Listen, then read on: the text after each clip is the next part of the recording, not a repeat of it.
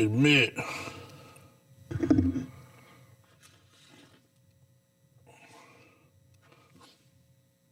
Rob. Yo, can you hear me? I can hear you perfectly. All right, word. Can you hear me? Yeah, I got you. Sweet. Absolutely.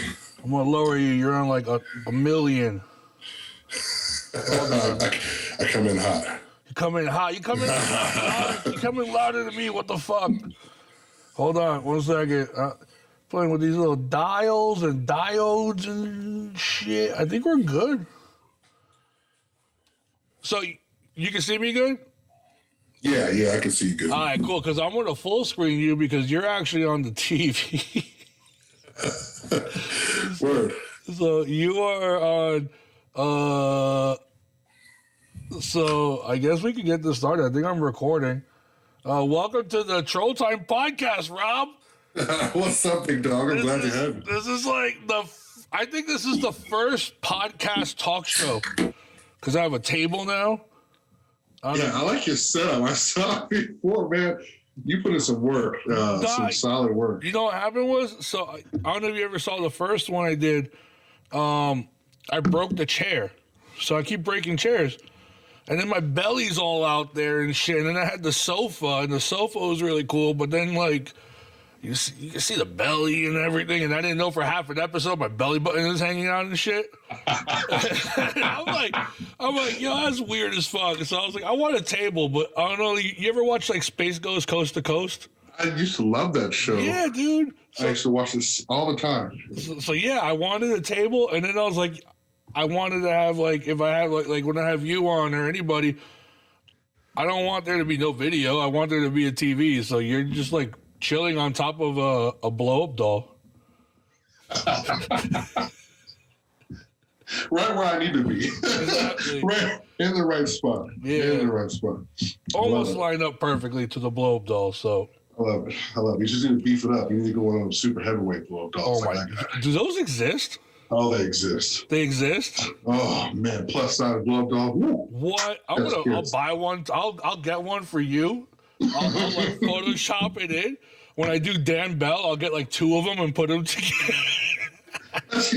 Yeah, tape them together. Oh my God, I'm gonna tape them together. Tape them together, and then you gotta get Dan Bell's shirt and put it on top of there. Oh my God, tape them together. Yeah. Put the arms out of it. I tried putting your shirt on to the blow-up doll today. The one that says "Thick Life," I think it is. Yeah. But I've been cleaning up my shop today. It's all full of fucking wood chips and everything. So it's too dirty. Maybe next time. Yeah. So, what's up, man? How's it going? Good, man. I just got back from watching Godzilla. I watched it 3 times in the last 2 days. So I was gonna say if you liked it, but it sounds like you actually like it a lot. I'm a huge Godzilla fan, man. I got Godzilla tattooed on my right forearm. He's been one of my favorite big monsters of all time. I don't know how many times I watched all these Godzilla movies over and over, but I have a question. And because I'm confused, I have to go back and watch the movie before the Godzilla King of Monsters. Yeah. Did they go to fucking Hollow Earth already? Or was that like Godzilla's playpen? They didn't go to Hollow Earth in that, man. They went to get those skull crawlers from Skull Island. They didn't go into Hollow Earth, so. No, but like they went into like Godzilla's like nuclear like rejuvenation chamber. So it was more like a underwater city, like Atlantis. Okay. So he'd been using specific tunnels. They kind of hinted that he was using the Hollow Earth, like these caves and getting all these places back, but they never actually showed him do anything. The place where he was at was like basically like Atlantis, like it was like an underwater city, kind of like it was like an Aztec. Yeah. Kind of deal, and like, whatever kind of clips me. Because I got confused with that, and then they show Hollow Earth again. I was like, wait, no, didn't I just see this shit? I was like, yeah. So do you like it? You like it a lot? Oh yeah, it was a good movie. I can't say it was better than 2. Which is 2? 2 was King of the Monsters. King of Monsters was wild. So it had so many kaiju in it. It had so much action. And Ghidorah was just like boss hogging the entire movie, and that was amazing. It was great. Rodan's reveal was fucking. Rodan's like he's like my second favorite. And Geras is my third. Right, so I fucking love Rodan. Like his theme music in that movie was every time he comes out, I will rewatch that fucking scene over and over. I like that movie a lot more, just because it's always like with this one, it wasn't as epic. When every time the guys came together, like the only one that was actually pretty epic reveal was, I mean, I guess we're gonna spoil it for people, but they can suck a dick. Is the Mecha Godzilla? I didn't expect that. Oh yeah, so it was been a big talk since this bill came out. Yeah. Was Mechagodzilla. So you're not really spoiling anything here because everyone knew it was coming. The toys were out. Oh, okay, I didn't know. Right, so the toys were out and stuff like that. I knew what he looked like way before getting to this thing. I thought Mechagodzilla was the best fucking thing of the movie besides the fight. The fights were great. Yeah. But Mechagodzilla is like his power and the way he just did shit on screen. Oh my god, yeah, he was cool as fuck to watch. Yeah, he was super fluid too. You know what I mean? He was just digging into it. I loved it. Yeah, and I fucking love seeing him on screen. I like that it turned into like they overrode the human and shit. Yeah. So I was like, yes, it's not this fucking human-driven battle bot thing. So it definitely gave that old school feeling. Yeah. I wanted to see him in a Godzilla like skin. And then, that's why my theory was like the whole movie. I thought he was gonna be like the Godzilla skin. He was fucking everybody up. Okay. And they were like, he's not real Godzilla. And do the reveal like the old school deal. Yeah. I think they should have still did that. Put a skin on him. That would have been right. They made him ugly like Godzilla. Like you could have just put the skin on him too. Yeah, exactly. they went to all that trouble to make him look like an ugly robot. It was like you could have done it. Modernized wise, I don't get why they made Mechagodzilla look like Godzilla and call him his superior. They should have just made fucking Ghidorah. They should have just made Mechagodzilla. Because they had his skull and all that shit. Yeah. Right? They should have just went that route. But however, Mechagodzilla was fucking, he was cool as shit. No, he was. I'm pissed about the fucking ending, man.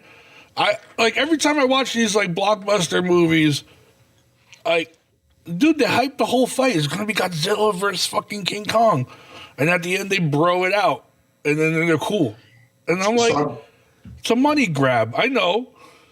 I'm not so mad at the ending watching it the third time. At least lose an arm. Like, King Kong could lose an arm. The only thing that I was kind of disappointed is they hyped up the Godzilla, or they hyped up the King Kong line was like, Kong bows to no one, right? Yeah. And then he bows twice. Yeah. Right? So he bows twice. So, it kind of irritated me and shit, the way his facial expressions looked like he was like, okay, I don't want to fight anymore. But watching it the third time, it was like he's only going after the radiation in the axe. He doesn't want to fight. So King Kong was smart enough to realize, okay, it's the axe I'm holding he's trying to attack. Yeah. So he drops it. I wish he would have just fucking roared back at him. Yeah, there was none of that. They weren't on equal playing fields and shit. The battleship fight was pretty cool. Oh, it was super dope. Yeah. Man, the one problem I do have, there's a couple, was Aizawa. There's no payoff for him. Yeah. His son, right? So they just, this is Aizawa. They don't say who it is. They just expect you to know it. And then nothing happens with him. And then the trailer music doesn't match any of the music in the movie. No. Right? The trailer music was epic. Yeah. I was expecting to hear that in the movie. It would have been 10 times better. The first Godzilla, when they burned our back, that was way better. Yeah, so the coloring in the first Godzilla in 2014, the coloring is all gray, everything's dark. So that's why the movie's bad for me. Yeah. This one, there's so much color, there's so much light and shadow, there's so much ambient light, bounce light.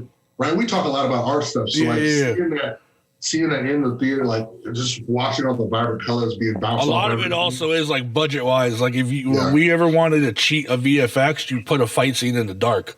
That's why. Yeah. The first Pacific Rim, it's all fought in dark. Yeah. And then all the ocean battles are in the dark and shit. And I love Pacific Rim. I love that movie. I'm about to start watching the anime. I heard it was good. Oh, yes. Yeah, I haven't watched it yet. Yeah. There's supposed to be another Godzilla anime, too.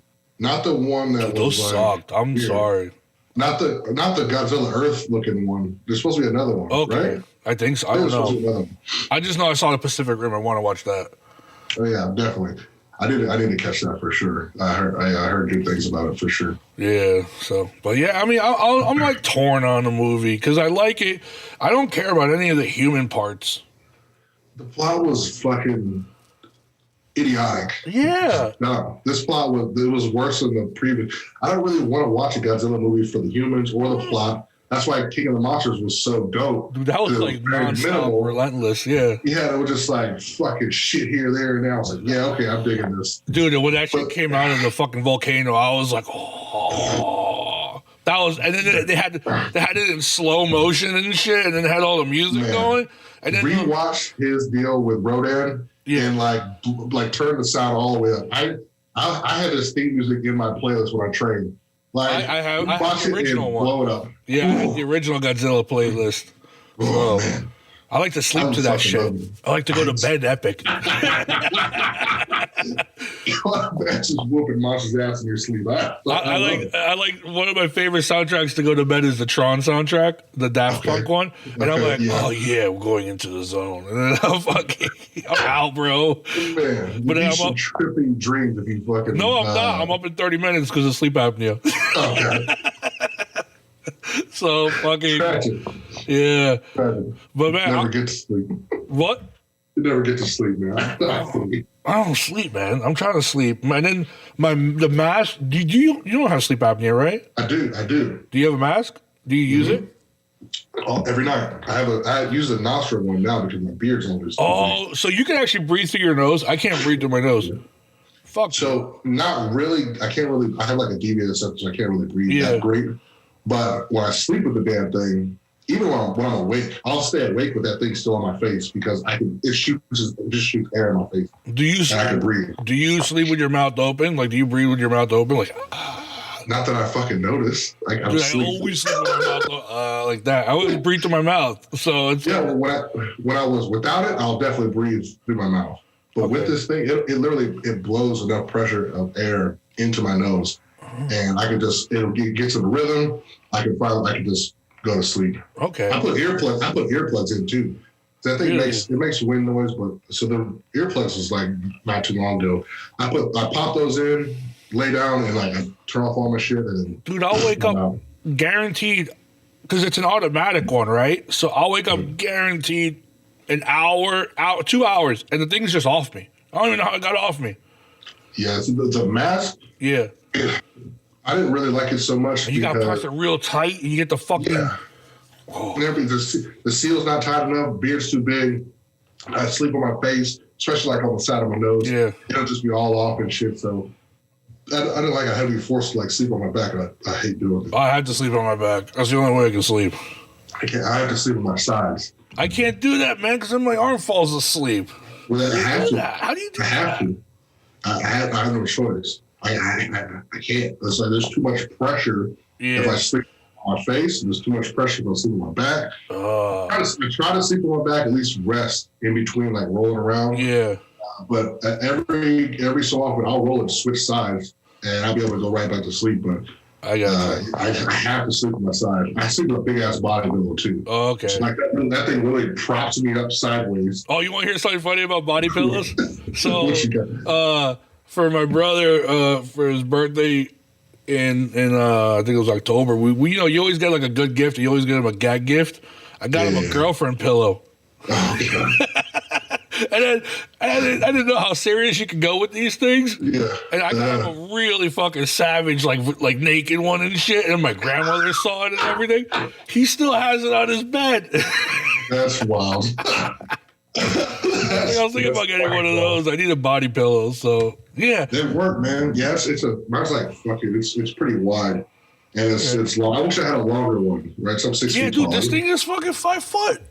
Yeah, that's not long enough for me. I need like a 6 foot one. I need to be like head to toe. Oh wow, length, man. So I sleep a weird way. It's like if I can, I'll sleep with the body pillow and extra pillow in front of my face, like under my chin and shit. But oh wow, if I saves lives, man. If I sleep on my stomach, I drool, bro. And then the worst thing is having like a pool of drool in your beard. And your beard. Yeah, it's like stuck, dude. And then you wake up, you're like, you gotta wash that shit out. It's the worst. That's yeah. If I fall asleep on my side, my face is just off of the CPAP. Oh yeah. I'll definitely drool. I'll definitely fucking drool, and I'll be shit out of luck. Shit out of luck. It's the worst, man. And every now and then, I think it's the pressure on my chest. So whenever I come home, the first thing I do is like I'll just jump on the bed and like go on my phone, right? Yeah. But I guess because I'm on the pressure on my chest, I'll be like, just fall asleep like this, and then I always just pass out like wide awake. I just pass out and I start drooling on my phone and shit. Oh no. So, man, like I'll fall asleep like that too. Right? I'll be comfortable doing the work, and then I'll start drifting off. Your phone just does this. Yeah. So if I do that, I know it's time to go to sleep because like I wake up like snoring. Yeah. Right, and my snores are so loud, it'll wake me up. Oh man! And I'll be like, I'll try to get back to work, and then like I'll fall asleep again. And like I can't stay asleep unless I have CPAP. So yeah, I get to sleep at that point. Oh, I mean, yeah, I hate it. It has to go with me on every trip. Yeah, I've been traveling with it. I'm bringing it down. I'm traveling with it now more and more, and I'm forcing myself to use it. So. Yeah, so like I tried using it, didn't really like it. Use it every so often. I'll start like I need to go to sleep. I need sleep. Yeah. I just kept using it every night. I'm gonna try the nose one. I like the nose one better, just because of the beard and shit. So. Yeah, because I even got the mask that has like the foam padding on it, but it feels like it's a smaller mask. So I didn't breathe like this, and I hate it. So is yours like auto breathe for you? Like it doesn't blows air to it? Kinda. The amount of air it throws at you is auto, so it senses the pressure. So there's like a little flap. So the mask one for me, it'll just if I hold my breath, it'll just still do the same. Yeah, it'll shoot air, and it'll just keep going. So if I try to breathe, and my breathing's not matching it. And it doesn't. It'll just blow air when I'm not trying to blow. I hate that fucking thing. Dude, yeah. The new ones are automatic. They just blow air into you. But then the thing is, if you wake up and if it slips, it's like someone has a hose of air going. You're like, what the fuck is this? And you can't fucking breathe. Let me tell you this deal. So when I first got that fucking thing, right, the steel would never stay right. Yeah. And it would always be like somewhat off. And the perspiration in that fucking thing would get so wet. Oh, yeah. Because the air was so cold to be like hot, or the cold air inside, the thing would be hot, like it wasn't matching. Yeah. It would just be cold water dripping on my face while I'm asleep. Dude, wake me up. Dude, if the thing fucking falls off like I've pulled the mask off the table because it has a water for humidifier. Yeah. It shoots the water. It starts waterboarding you. And I literally have woken up a few times going, what the fuck? And I'm like ripping this shit off. I'm like literally covered in water. Like this thing is out to kill me. I have trust issues with my machine right now. Yeah, I make sure mine's stuck in the right spot. Like I have this deal where I make sure the hose goes in a certain way. Okay. Like if the water goes down, it has to just stay down there and it won't go back up. Oh, okay. I have mine go like behind the bed and up over the pillow. Right, so like the water just can't just go all the way. I need to tape my machine down. I need to like strap it down to like my nightstand thing. Yeah, so like strap it down. It's a bad child. Dude, I need to, man. Waking up with, I don't think people understand that feeling of like drowning and you wake up, you're like, I'm actually fucking drowning. It's like this thing is shooting water into me. So it's terrible. And I find out the machine's on the floor and all this stuff, dude. It's fucking awful. I know. I'm so sorry. It sucks. It is what it is. It's what happens when you're big and swole. That's the problem. So life we gotta live, life we chose, right? Yeah. And you know what's funny is that the doctor was like, it's not even that you're fat. He goes, well, the fatness could help you. Definitely. He goes, you have no neck. And I'm just like, fuck. That's the problem. Yeah, so. Fuck, yeah. So it doesn't matter, man. It doesn't matter if you're fat or super muscular. If your neck is a certain thickness, And then when you sleep like this, yeah, I got no neck. My neck is in my collarbone. Right here. Yeah, just getting choked. Yeah. That's not the way I like. That's not the way I like being choked, man. Like, you can't choke me. that's the only one that could possibly choke me is Rhonda with her little midget hands. Like, and she slide him in there. She still has to go sideways like this. I have no neck. Just have to slide him in there. Just fucking. Yo, you gotta fucking crank that shit in there. Out of the beard. Oh my god. Full body press. Whew. So let's move on. I guess I didn't introduce you properly. I mean, at this point, man, I've been introduced so many times on the podcast. Do we really need to do another intro? Can I introduce you the troll way? All right, go ahead. And then I'll get because I have to get this out of the way. God damn it. Okay. Go ahead. So what's your Instagram handle? We're going here. I'm going here really. I got hard. I'm going hard right now. It's World Breaker Savage. Okay. Just 3 words. World Breaker Savage. Savage. Okay. I hate it. And everyone knows, you've explained it a million times, it's also from Hulk, right? From World War Hulk. Issue like 3. Fuck, I have the comics. I can't remember the comics. So I specifically like it from issue 632, if I'm not mistaken, it was when he says you're going World Breaker. Is this when he comes and makes the arena and fucks everyone up with the fucking? No, not that one. So this is going to be, I want to say it's afterwards. Okay. Cho screams at Adam, saying you need to call, you're turning into the World Breaker. Last time he did that, he took a step in Manhattan and fucking caused a tsunami and fucking China. I love that scene so much. I had that part of that made into a singlet. Oh wow! That I did for Boss of Bosses 3. I had a custom made with those fucking images in that singlet. That's cool badass. Shit. I fucking love it. Still got it too. That's badass. My favorite singlet I have, and I've never sold it, is it's all the no lift judges. So yeah. And then on the back it says "suck my dick from the back," and then it has this Hector character on the back of it, and then. The first meet I brought it out, Kim Wofford was my judge. Oh my God. And I was like, Kim, I love you. I'm so sorry. Don't be mad at me. And she goes, I love it. I was like, yes. Good. Brownie points. Yeah, so she's awesome. But I was so nervous. I was like, is that Kim? Oh, shit. I think I wore the wrong singlet. She's definitely awesome. She's super cool. Yeah. So, all right. So going back to this World Breaker Savage thing, a lot of people confuse you with another term, and it's World Record Breaker, right?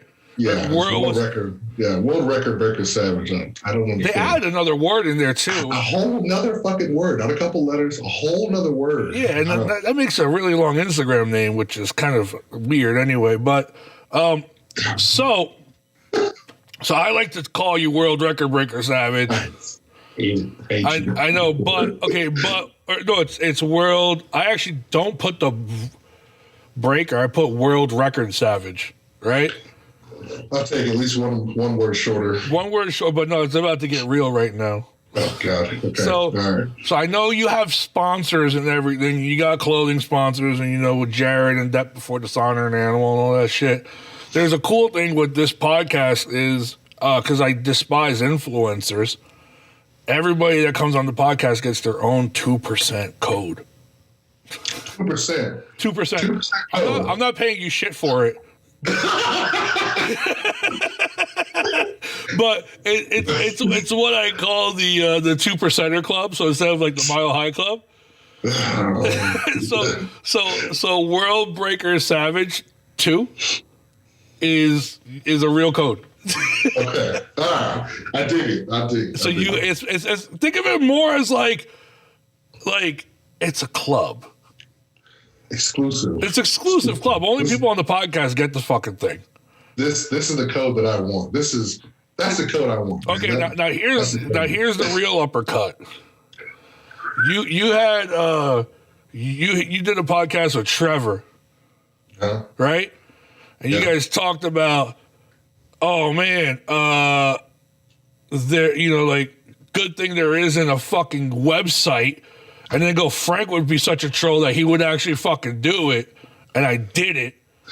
So I didn't do the website, but I own the fucking domain name. worldrecordsavage.com.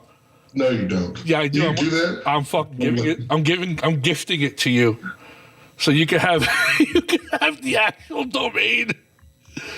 I think, look, I have it. I have to go. I don't have a website link to it, so you can link it to a hosting website.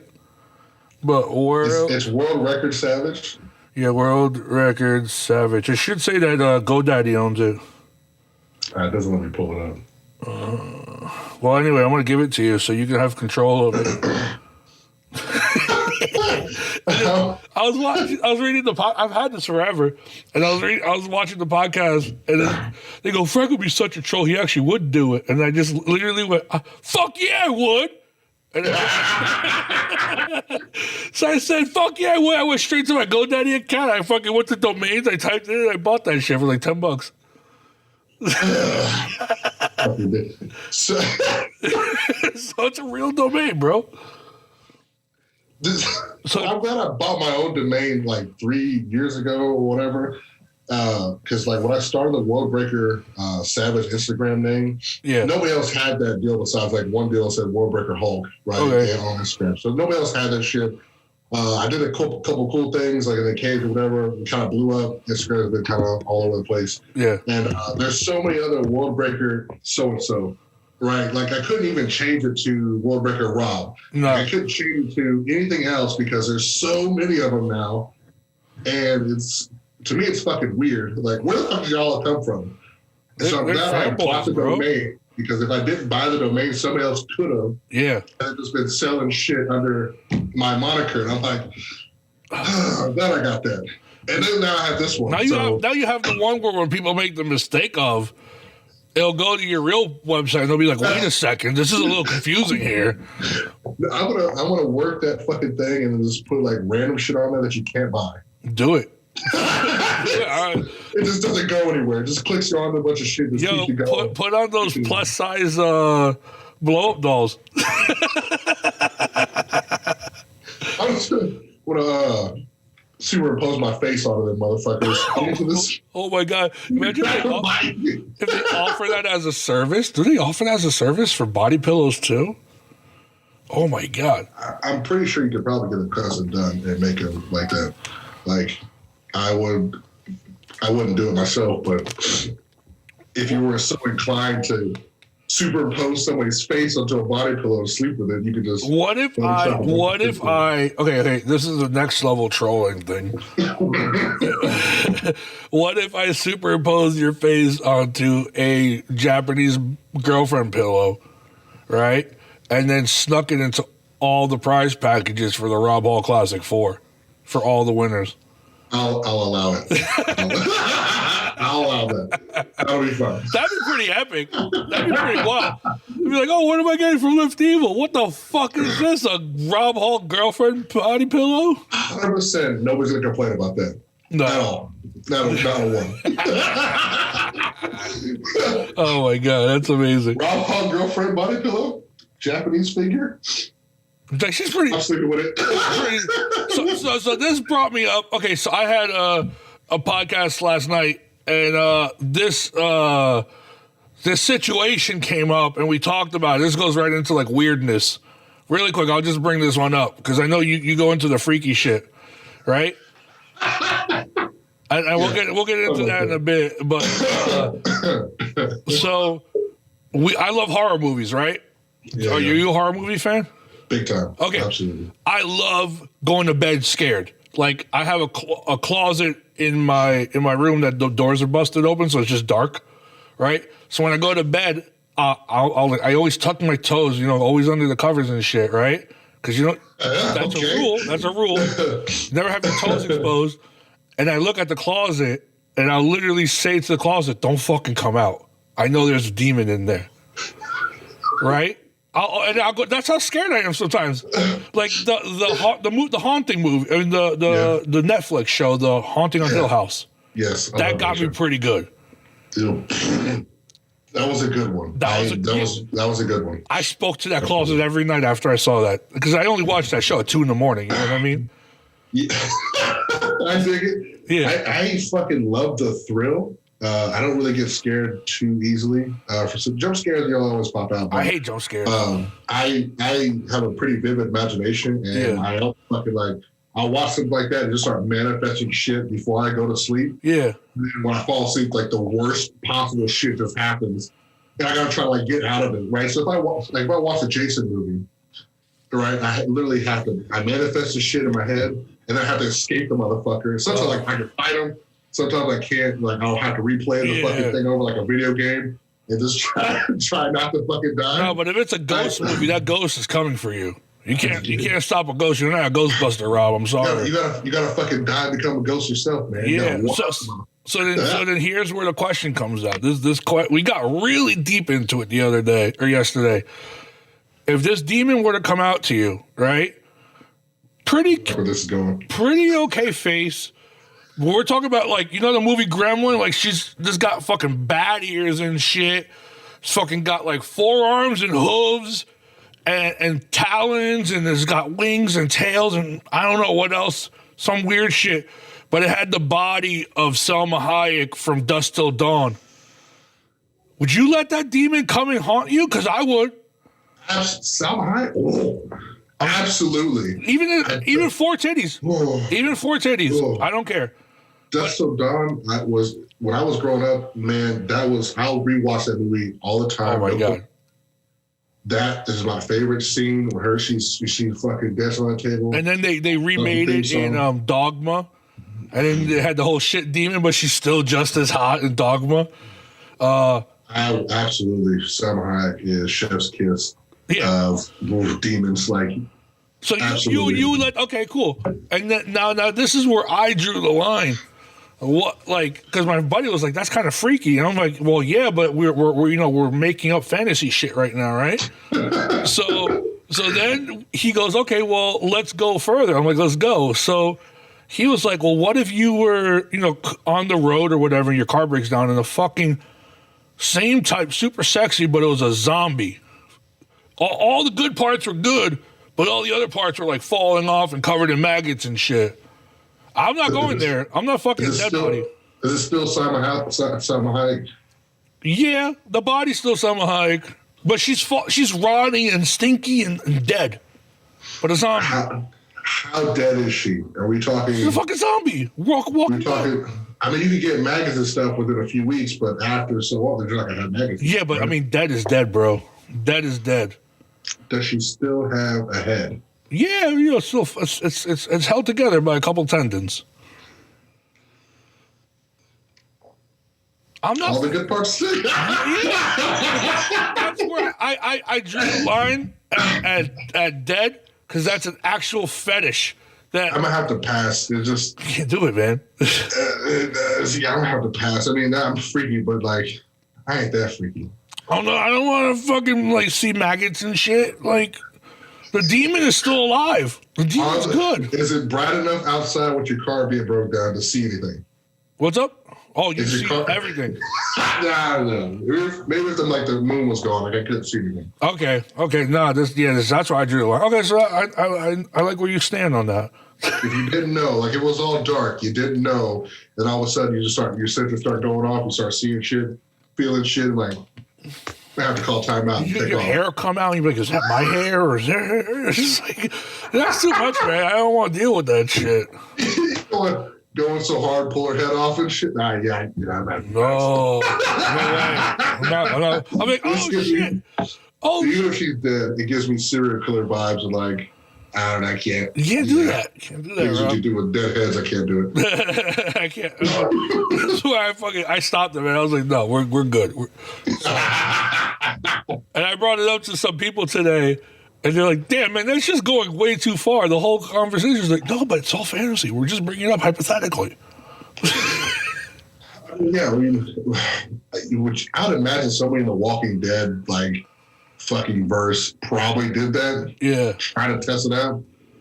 It's just not for me. Yeah, man. Even just having that makeup on, I'm sure they fucked in the like a one room, one like office. Now, if this was cosplay, cosplay's different. I'm talking about real life shit. Real life, yeah, no. Cosplay zombie, and it was just like she had taken a bath for a week. Probably. Maybe. No. This is full on Cannibal Corpse cover. Yeah. Not that pass. Not doing that. Oh, by the way, the person who I was talking with was Steph from Animal, right? Yeah. It was her boyfriend, Will. So yeah, I know. Will's a fucking bitch who doesn't like horror movies. so trust people don't love horror movies. I don't trust them. Dude, right? I can't trust them. They're fucking great. They're cheesy, even if they're super cheesy, they're great. Yeah, man. You can't be scared to be scared. That's what I think. So he's a little bitch. So he'll probably hear this, and I'm calling him a bitch, and then yeah. So what's up? You got anything you want to talk about? Anything you want to bring up? I don't have anything specific, but did you get some questions? I know you put that deal up. No. Well, I want to ask you how the. I originally was gonna get you before your Ralph Hall Classic thing, but it just finished. So how was that? It was great. It was better than the second one. Yeah, it looked way better than the second one. The second one wasn't bad. There was some things that just happened. It was not as organized, and it's no fault of anybody specific we're talking about. But the third one here, done with heavy metal and RPS. Whew, man, those guys really went above and beyond to make sure it was done right in my name. And I can't thank Michelle and Tim from Heavy Metal enough for letting us use the gym and getting everything organized and keeping everything hyped the whole day. So Renee also did Texas RPS. Did a good job bringing everything in. They worked together super well. That's awesome. I had 3 clients I was coaching as well. My dad being one of them, Rhonda, and another guy, Greg. So I was trying to be around, talking to people and stuff, making sure they were all good. It's a little tough trying to do those 2 jobs at the same time. Yeah. Just coaching fun, one person is enough. You had 2, and then it was your whole meet. Yeah, and they were spaced out enough in flights that were it was pretty good, and trying to go around and make sure I was able to talk to people and stuff, smile here and there. I didn't get as much pictures as I wanted to. Yeah, just being super busy. Plus, I don't like to bug people when they're doing a meet either. It's just not. Afterwards, I snapped a good handful of selfies. That's my favorite part to do with people is just run up and fucking selfie time and shit. I started doing that when I was at the Arnold's, and that's awesome. Since we haven't had that here in a couple of years now, I kind of missed that. I did it for Bosses when I got my sponsorship thing from Animal, right? That's how you got it. I was going to ask you how you got it. No, I actually never. I could have asked Steph real quick, but I forgot. Yeah, so Bosses 3, I ended up getting selected for the sponsorship for Animal. Nice. And I had a really good day. I just dropped a supplement company sponsor a month prior. They fucking suck, blue dicks. And I had done the cage previously, in March that year, and I just shot a message over to Eric. I was like, hey, I just want to say that I'm not looking for a handout for a sponsorship or anything. I just want to say that I no longer have a sponsor here with me. I just want a fair shake to win it. Yeah. If I do, when I go there and stuff like that, just say I don't have anybody that's holding me back or anything like that. I just want a fair shake, try it. That's cool. And there was a monsters fucking there, right? So I believe, if I'm not mistaken, I had the only 1,000 kg total at that meet. Oh, wow. It wasn't like a world record or anything like that. It was a couple world records being broken, it was monsters at this meet. Yeah, that was a big meet. That was the third one, right? Boss 3? Yeah. And I was the only one that had 1,000 kg total, and I had a fucking immaculate day. Right, so I want to say I went 8 and 9. I squatted, if I'm not mistaken, it was 832, benched 589, and I pulled, I want to say it was 835. Wow. I believe. And I had a fucking monster meet. Where's 804, something like that. It was a monster meet. I had 22, 20, 26 was the total, right? So it was a monster meet. The next day they have the awards breakfast. And I told my family I went and was like, hey guys, don't worry about it. I'm not sure I'm even going to be picked for this thing because there was so many great athletes and stuff like that. I was just like, yo, some dude who came from nowhere, whatever, had a cool meet, but yeah, don't worry about it. You guys go have breakfast. I'm gonna go just attend the awards, get my medal, and then we can, bounce out of here. So the thing wraps up and started passing all the awards and stuff, and they were handing out bags to like the first place winners, right? So like, I didn't get one in my weight class, and I thought it was like super weird. I was like, damn, everybody got a bag. Like, I was like, I want a bag. And like, there's a couple bags left, right? So it gets down to one. I was like, man, maybe afterward I can see if I can get the bag if they have one extra. Yeah. Like, this is what I'm thinking. You just want a little goodie bag and shit. It was an animal bag, right? So I wanted an animal bag that I can have, like, say that I had it from here. I still carry it. That's cool. And, right, so they're giving out one. They skipped over me about it and stuff like that. And I'm not paying attention to anything that's going on. And they started handing out. They started announcing different sponsorships like Captain Kilos and all these people. They get to like the animal one. So I'm sitting there at the table with like Herbie and like all these people and stuff. And Sparkle just kind of like makes this long dramatic deal about announcing it. And then says the winner is Rob Hall. And like I'm sitting like in the front. I was like, what the fuck did she just say?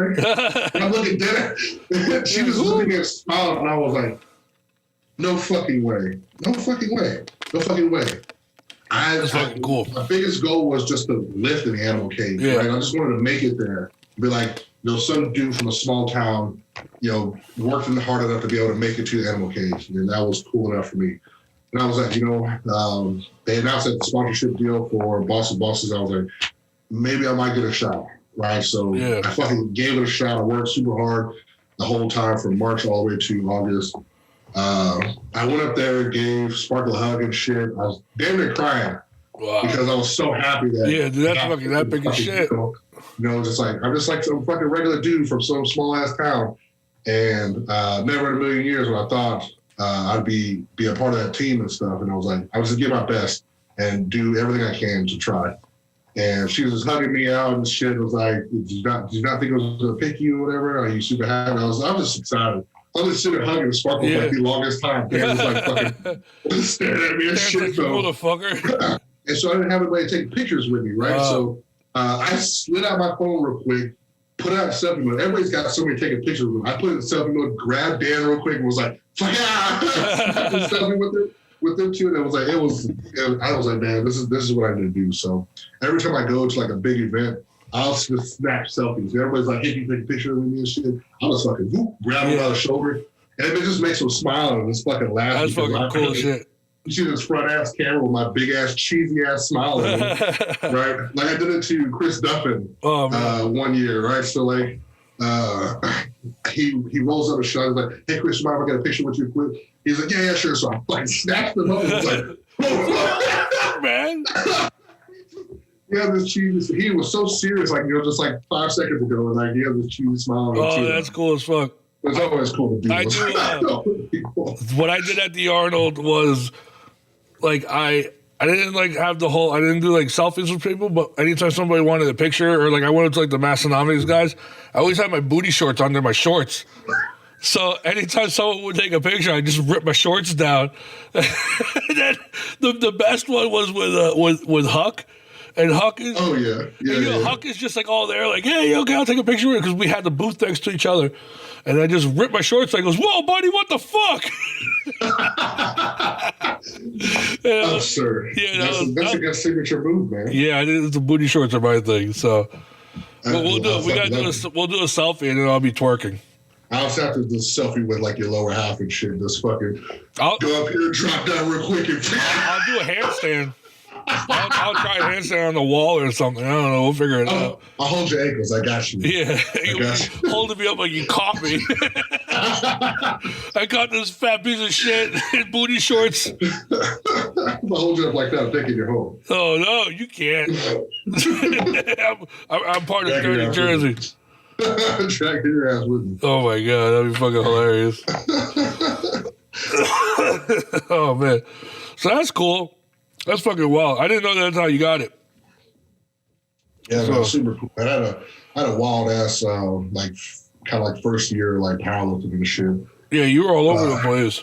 Man, I did like I want to say like six or seven meets, one push pull meet and shit, a deadlift only deal right before I went to like LA Fit.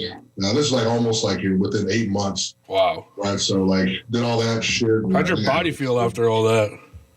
So like I made it to Worlds, right? So like after 6 months or so, I made it to Worlds, and I was like, I'm fucking done. I need to take a break, right? So at Worlds, they were like, hey, well, you did great enough to get the invite to LA Fit, and I was like, fuck, this is my shot, right?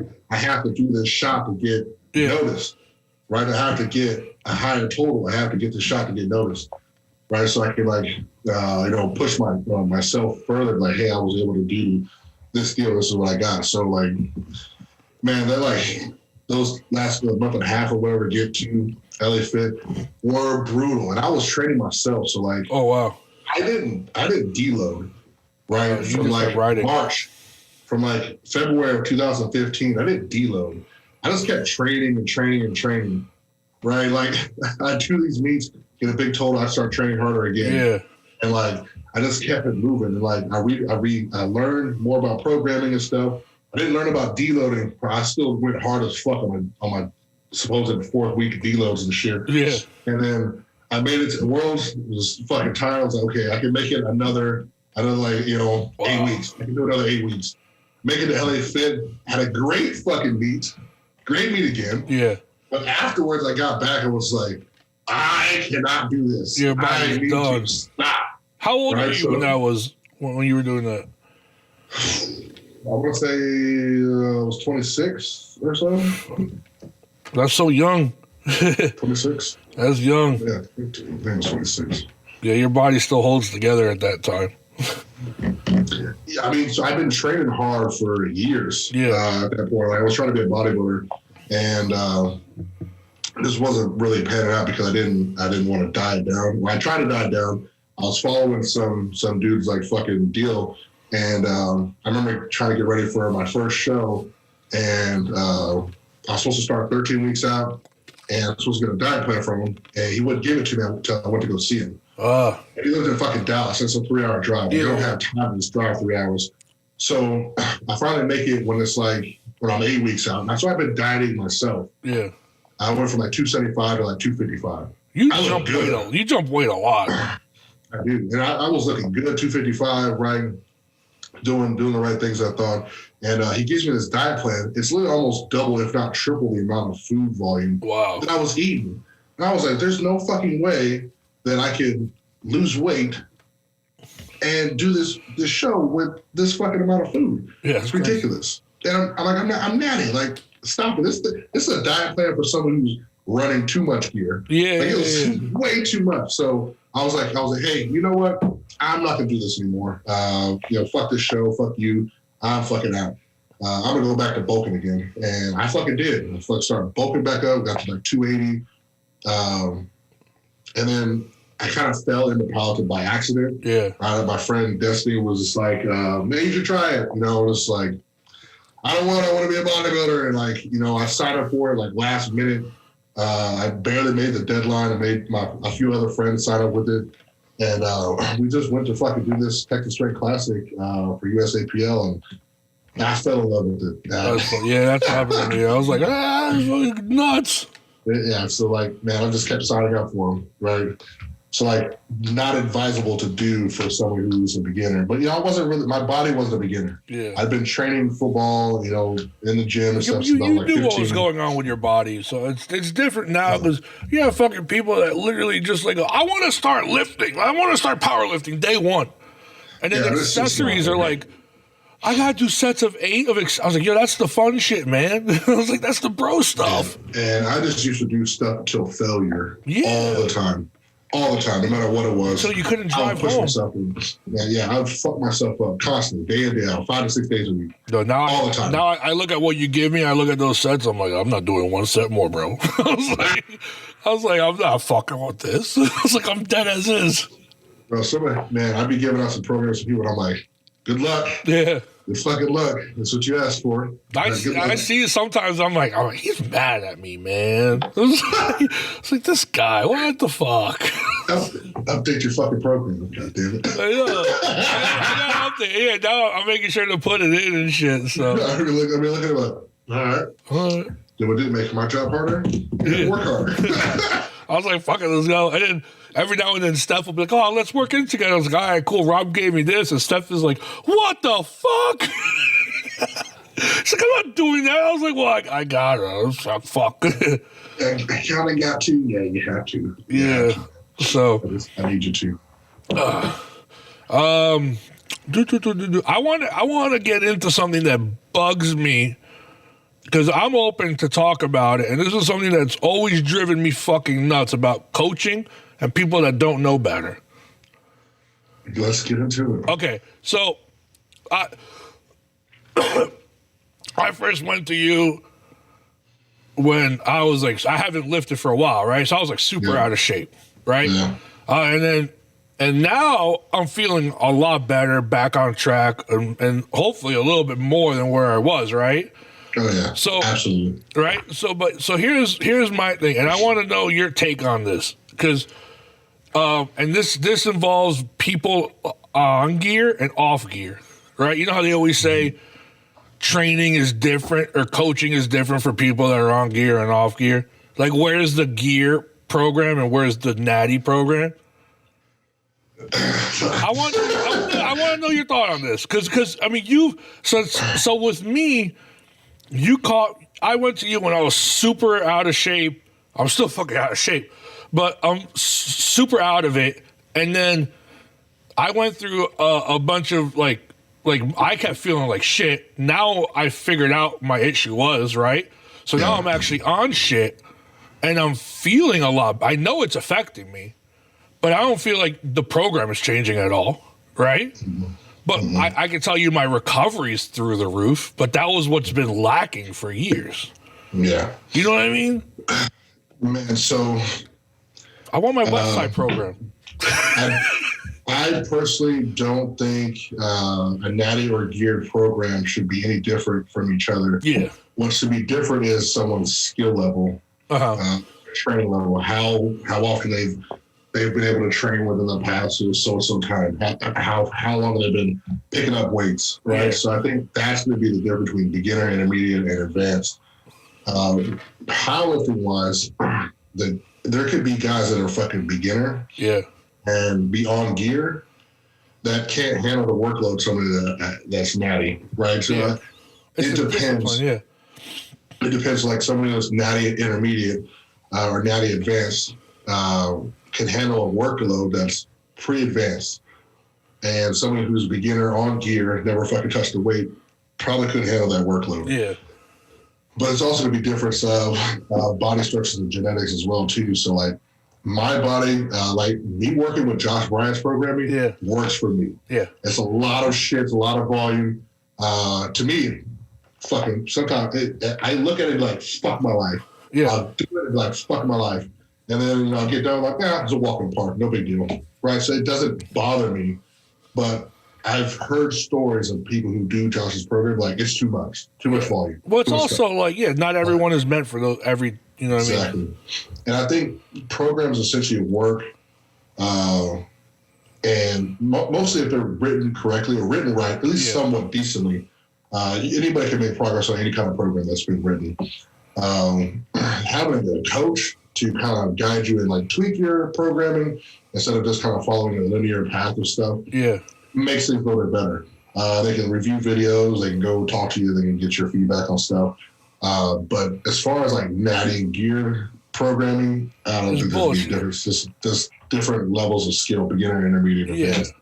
Right? So more advanced is more very sport specific things and that you need to do, especially per person. Right, you know, that will be more effective. Someone who's a beginner, give them all the shit. They got to kind of see what works, what doesn't. You got to throw them in the fire, you know what I mean? Yeah. Yeah, to fucking dump them in there sometimes, man, because they'll be scared to do shit, or they say, I can't do this, I can't do that. Why? I need to know why you can't do this. Yeah. Oh, it's just because I don't like it. Well, fuck that. Now you're doing it.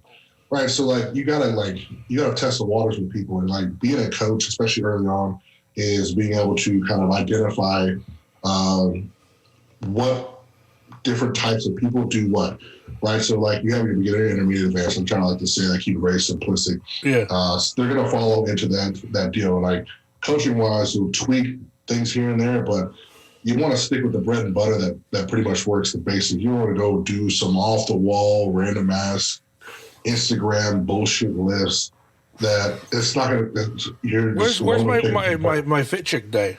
Fucking off, like I want my fit chick day, Rob. No, yeah. If you do something that's not on your program, just don't record it, right? No, don't tag me in it. Don't tag me in it. Don't record it. Don't let me catch it on your story, right? I've had this happen. Yeah. Someone will do some shit, right, and post it on their story like I wasn't gonna see it. No, I know. I'm like every time I do something, I'm just gonna tag you. I'm like, I'm sorry, Rob, or like if it's a stupid like bro like stretch thing, I'm like, this is what I did. I used to have somebody do shit like that all the time. Right? I know fucking go out like this is what's on your fucking program. Yeah, like, I don't understand. Like, no. I don't get it, but you know, there's things like something you know gear people could do better to get your recovery and recover better. Like I'll tell you, for me, like my recovery and my strength is getting better too, but it's the recovery. But I was telling you, I would squat on a Monday. I wouldn't recover until Saturday. Yeah, it's rough, right? Yeah, like you like. The training is, you know, very, you know, basic. And the thing about getting stronger is you got to do everything else all together. And yeah, I was trying, man. It was rough, dude. And you work a lot too. So you got eating is a big thing, right? So like you can't like out train your recovery. Like you have to be able to recover some way. So you got to have enough sleep. Yeah. You got to have a lot to eat, right? And these things, if you miss one of those things, it makes it harder. So, like, maybe you could possibly overeat your lack of sleep.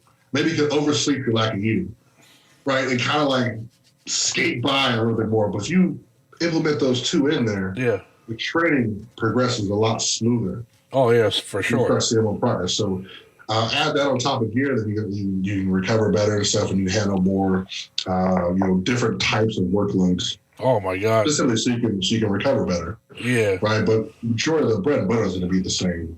Yeah, no, it always is. And then, so here's another thing that drove me nuts is I have a couple friends because I like so coaching is fun to like think about because like I remember I was when I like years ago when I went down to Texas, it was when I was hanging out with Rhonda, and Rhonda was like scared to go talk to you at the fucking Pioneer meet.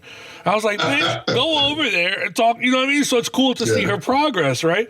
And a lot of people always like, I always recommend you, but people are always like, oh, but isn't he like a world record breaker? Oh my like, God. No, but like. I know, but like. But why would he take on somebody who's new? And I'm like, well, that's where he's fucking really good at. You know what I mean? I specifically love to only work with beginner intermediate clients. Yeah. Not because I can't work with advanced, but I have a full-time job already. Yeah. Coaching people is my side hustle, right? It's something I like to do and I like to be happy about. Coaching prima donnas and fucking some of those elite people, like I could fucking not do it. I can't. I like to keep my peace. Some of you little motherfuckers drive me nuts with your training, but I love you guys and you guys are fucking awesome because you guys work hard and you don't complain and you don't bitch. Yeah. And there's just people out there that are up there just fucking complain and bitch all the time, or they don't want to be known that you're coaching them. Right, they'll fucking basically like act like they're doing the shit on their own. I've seen it happen with a couple people, you know, big profile people, and not mention who they're being coached by because like they're fucking worried about their public image or something like that. Yeah, they want everyone to think that they can do it all themselves and shit. So I'd rather coach beginner and intermediate people because they have a profound passion that's becoming and finding out. I fucking love this. I love getting stronger, and someone actually decide to compete. So that's my favorite part. Like, if I can show somebody the way and they get stronger and see their progress themselves, and like, you know what? I want to compete powerlifting and see what this shit's all about. Mm-hmm. That's my favorite part. I fucking love that part. So you think that's your favorite part about coaching? Oh, absolutely. And, you know, some people don't have to get meets. I don't have to. just to have someone be like, you know what, I started here and I'm so much more comfortable here working with this weight. I'm so much stronger. Yeah. I feel better. I look better. Like that makes me super happy that I was able to guide them to do that. And I was like, you know what, that's all you. You put in all that work. You did that. I just push you a little bit. That's all we do. Well, I used to teach in college and shit. So it's like, for me, it's watching somebody. Like, I don't coach. I'm never going to coach. I'm not that far deep into it. But it's like, like when we talk about art and shit, right? And we go back and forth on a drawing, and it's like seeing that progression and seeing you get stoked on it and all that shit. Yeah. That's what drives me nuts. You know what I mean? That's the cool part about it. So, and it's like at the gym, like trying to help somebody. Like right now, I was talking to Will, like Steph's boyfriend, because he's a manager at that gym. Mm-hmm. And we're like, dude, we should do a mock meet where we only give people a month. And what we'll do is we'll put everybody in little groups and coach them along the way just to see if it's for them or not. But then you don't have to have this whole daunting process of a first meet prep. You know what I mean? Absolutely. That's fucking great. So that's when I did my first meet. First meet, right? So I signed up super late. Within like 4 weeks of the meet about to happen. What I did was I researched as much shit as possible about the rules, how to peak for a meet, right? So I gave myself a 4-week peak program that is fucking written out for everybody. Yeah. Wrote out for everybody. And, it was like, hey, I don't know your maxes. I don't know my maxes either, but I think I'm about this strong. I work around this weight.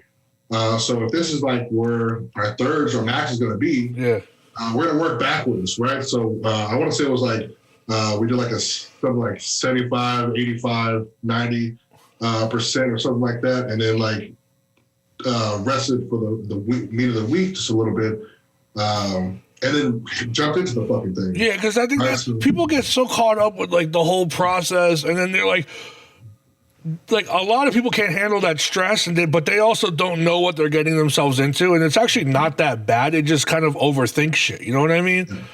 And that's why a lot of the times when they get to the meet, they don't know how to make friends, right? So like.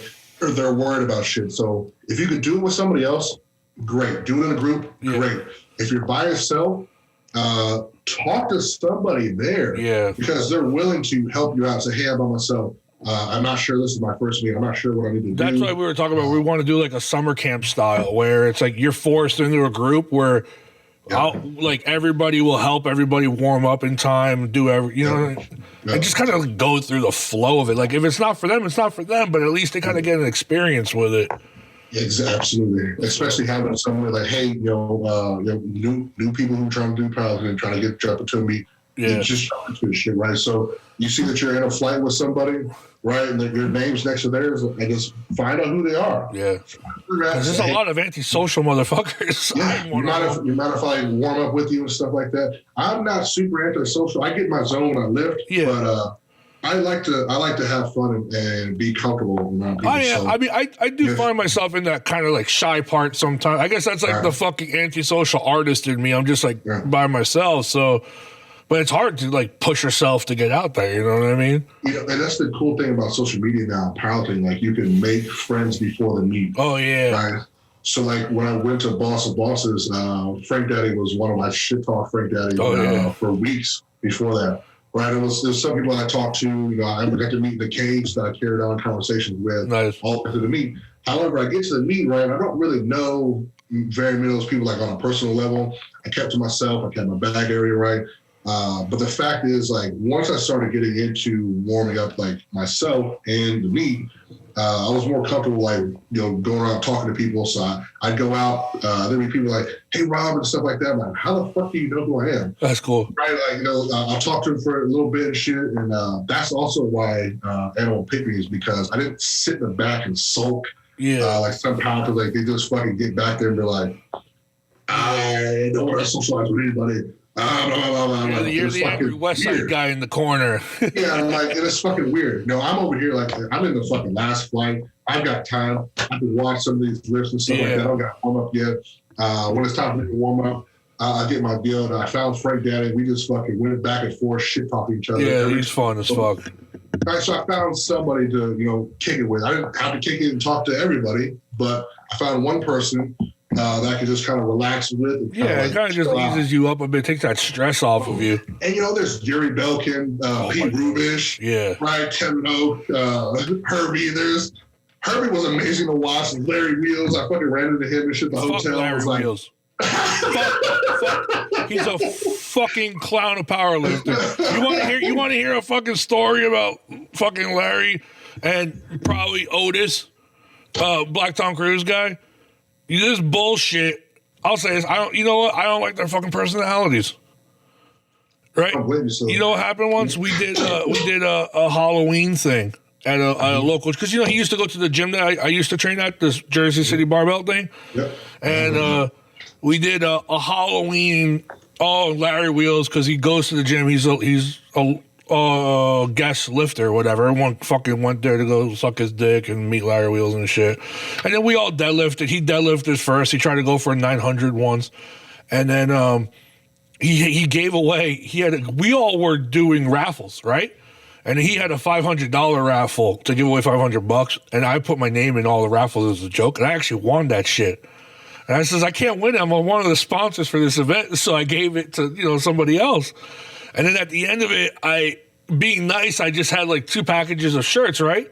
Like, guys, I know you guys are probably sponsored, but it's just a thank you, for coming out, right? I gave them the shirts. Then both motherfuckers just left that shit there. Wow. Yeah. So ever since then, I've lost all respect for them. And then I've heard so many stories about it. But then I brought those shirts down to Texas when I went to the Pioneer. Gave that shit out. So, but yeah. I mean, when I ran into him, shit, cool dude. I drove back to the hotel and shit after the awards dinner and stuff like that. Super, super chill and stuff. But, the personality changing on social media, I can't do it. I'm not one of those people, man. I know you call me an influencer, because I got so many followers, whatever. I don't really care for all that. I'll do what I want when I want. Those stuff I got to do for my sponsors that I like to do. I'll post about, but I'm not going out of my way to be somebody and be some character that I'm not. I'm not gonna do that. I'm not making stupid videos and shit. I'll make goofy ass fucking TikToks and I'll do stupid shit on my story. Right, because it's just who I am. I'll post whatever I fucking want, and I'm just not going to be some one-dimensional fucking Instagram. I always talk to Jared from Death Before Dishonor, right? And one reason why I don't like or like having not athletes, but I guess ambassadors is you always get these people that are becoming an ambassador or an athlete, and they just look like robots posting your shit. There's no like genuine between both people. You know what I mean? There's no mutual relationship. It's just, okay, now you're paying me, I guess I have to post your shit.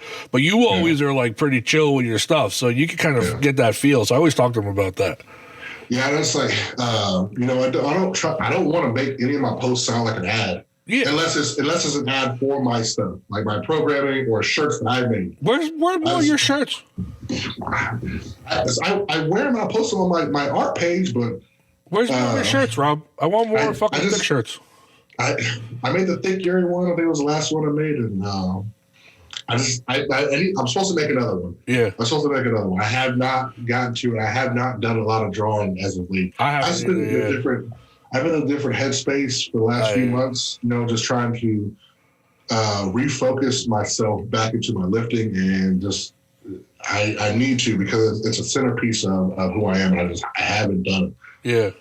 If you want to be my art teacher, I'll fucking hire you to make sure I stay on top of my shit and I can get better. I'll hire you. I will fucking hire you. I'm a horrible teacher, bro. What the fuck? Now I listen to you like you helped me design the tattoo on my hand. Yeah, but that's just going back and forth. That's cool. You know what I mean? That's the same thing with teaching, right? Yeah. You only got one person to teach to. It's just me. Yeah. It's me. You're not teaching the whole class, right? So it's just, that's true. I'll pay you to do that. Nah, we'll just do that shit. Like, just show me your shit, and I'll be like, all right, cool, that looks dope. Yeah, see, the problem is you want me to show you, and I can't do it. I haven't done it. I'm not putting pen to paper. Like, give me an assignment, right? So, I'll give you an assignment. Give me some homework, man. I was that recent. Quick commission I did for Kai. He had me do, it was cool, but he had me do all these like comic characters, or comic styles, and then I haven't drawn comic styles in a while. I always talk to you about how I want to keep going more comic style. Yeah. And then I was hesitant at first. I'm like, oh, fuck, he wants this. And then he started sending me pictures of him, like, posing shirtless, like, with his gun. You know, like how he does his photo shoots and shit?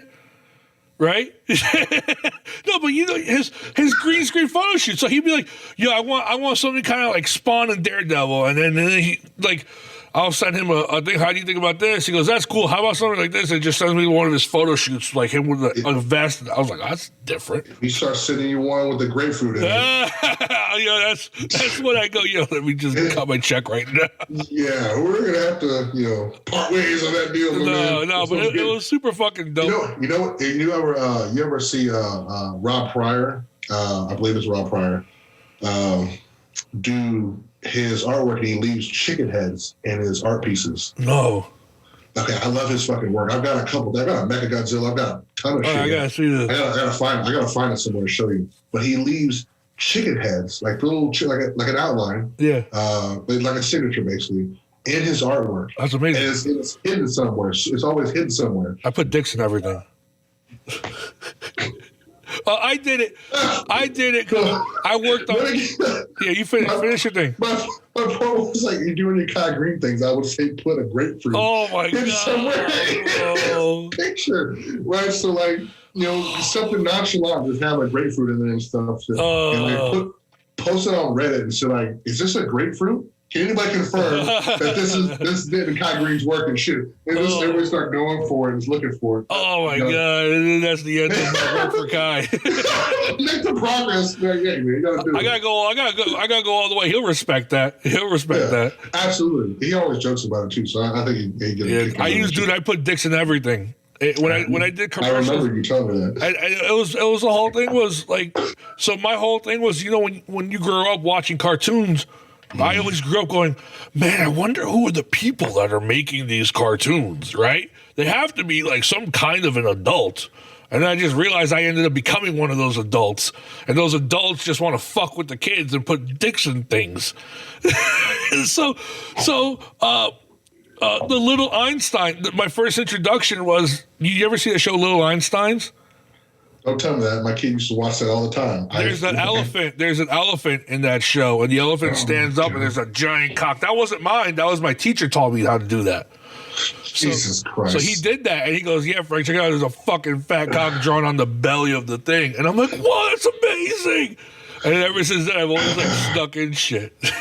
I'm glad he doesn't watch that shit anymore. But now I have to go look for it now. I'm like, it's in there. Dude, I've had You're bad from watching this. Sorry, man. Sorry to ruin it for you. Like I've like made like every time I had to rig it. Like, well, I had my main job was rigging, which is like making the skeletons and the muscles. Yeah. So every time I had an animal, I would make the butthole pucker automatically. So there's one movie, and then you can't turn it off. It's just a slow, constant pucker. So there was this one movie I did. When I lived in Belgium at the time, and everyone tried to get away with hiding like birds having sex in the back or something or whatever, and then putting a dick there, and everyone got caught. I was the only one that made it through because what I did was I just made this cat's butthole pucker. So whenever it would walk across screen and it would go backwards, you would see it just slowly go like this. So that was my thing. So this was great. This was amazing. The greatest fucking thing. The new Mucinex characters, like the new Mucinex guy. Yeah. We always had to fake the shadow to walk. The people that walk in front of him. That guy is a monster schlong. The shadow's a monster schlong. I'm never gonna unsee this shit, man. Dude, it's amazing. Just fucking laugh my ass off. This is great. You're something else, man. Fucking. We like to fuck around, man. That's what you do. Because you're stuck at work all day. Sometimes want to do all this shit. So. Oh, absolutely. I feel that 100%. Yeah. I want to start sneaking dicks in the pictures and shit now. I have them in most of my designs too. I have, well, not all of them, but most of them. So. Absurd. Yeah. Hilarious. And then I hate Batman, so I'm not a DC person. But I did that Plague shirt, And then there was the whole conspiracy that the plague came from COVID came from bats. So I put the little Batman logo there, and everyone's like, "Oh my god, you like Batman?" I was like, "No, Batman sucks dick, bro." But there's also a shooting star that's a penis. Sorry, Rob. Hurt my DC feelings. sucks. Batman is the only one I like, to be honest. Batman and his rogues gallery, because he's just got a lot of cool villains. Just I actually know Clayface is awesome. I'm not a fan of any of these. I like some versions of Aquaman. Nah, he's been cool, but like he fucking sucks. You like? I can't think of any. Like Justice League, the movie, the uncut. Snyder Cut was amazing. I'm not gonna lie, it was pretty good. I fucking loved it. The cinematic on it was fucking amazing. Yeah, I loved it. I like the Flash and Cyborg, and I actually like Steppenwolf more. Oh my god! So I was glad Cyborg had a backstory. Yeah, Flash had a backstory, and it wasn't about Superman. I fucking hate Superman. I hate Superman. I think Superman's the worst. His on-screen Superman, Henry Cavill, is been great. He was really ruthless in this one. I fucking loved it. Yeah, I love he wasn't in it. Batman was fucking great getting them all together. Yeah, I'm not gonna lie. His place. I'm gonna say it. Ben Affleck is a good Batman. He's the best Batman. He fucking looks the part. Yeah. He looks the part. An old alcoholic who just wants to fuck people up. Yeah, man.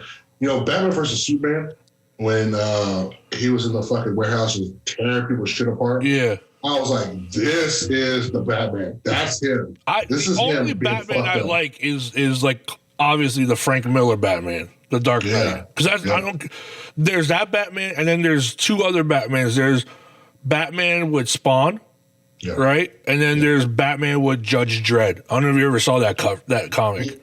Absolutely. Amazing. Did Greg Capullo do the Batman with Spawn, right? Yes. That's why I love his Batman now. Like his Batman series, has been fucking good. I put it on my desk. That's the Batman I fucking like. Frank Miller plus Greg Capullo's Batman when he did this run a few years ago. The New 52 and then Batman Zero. I never watched. I know I'm not gonna read any of that stuff. So like I was collecting comics for a good while before I got into politics. His run, I had to have it. Like they were just so fucking good. What's your top comic? What's your top comic that you collect? I'm gonna tell you right now. Mine is X-Men. I have like issue 90 to 530 or something like this. Something stupid. Incredible Hulk's probably my top one. I have like fucking tons of the Incredible Hulk, Indestructible Hulk, World War Hulk. Like Which is your favorite Hulk? Worldbreaker, like that was okay.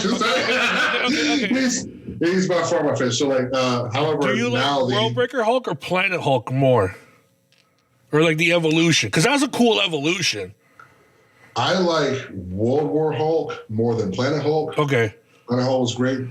I like the Worldbreaker persona, but World War Hulk was just that dude.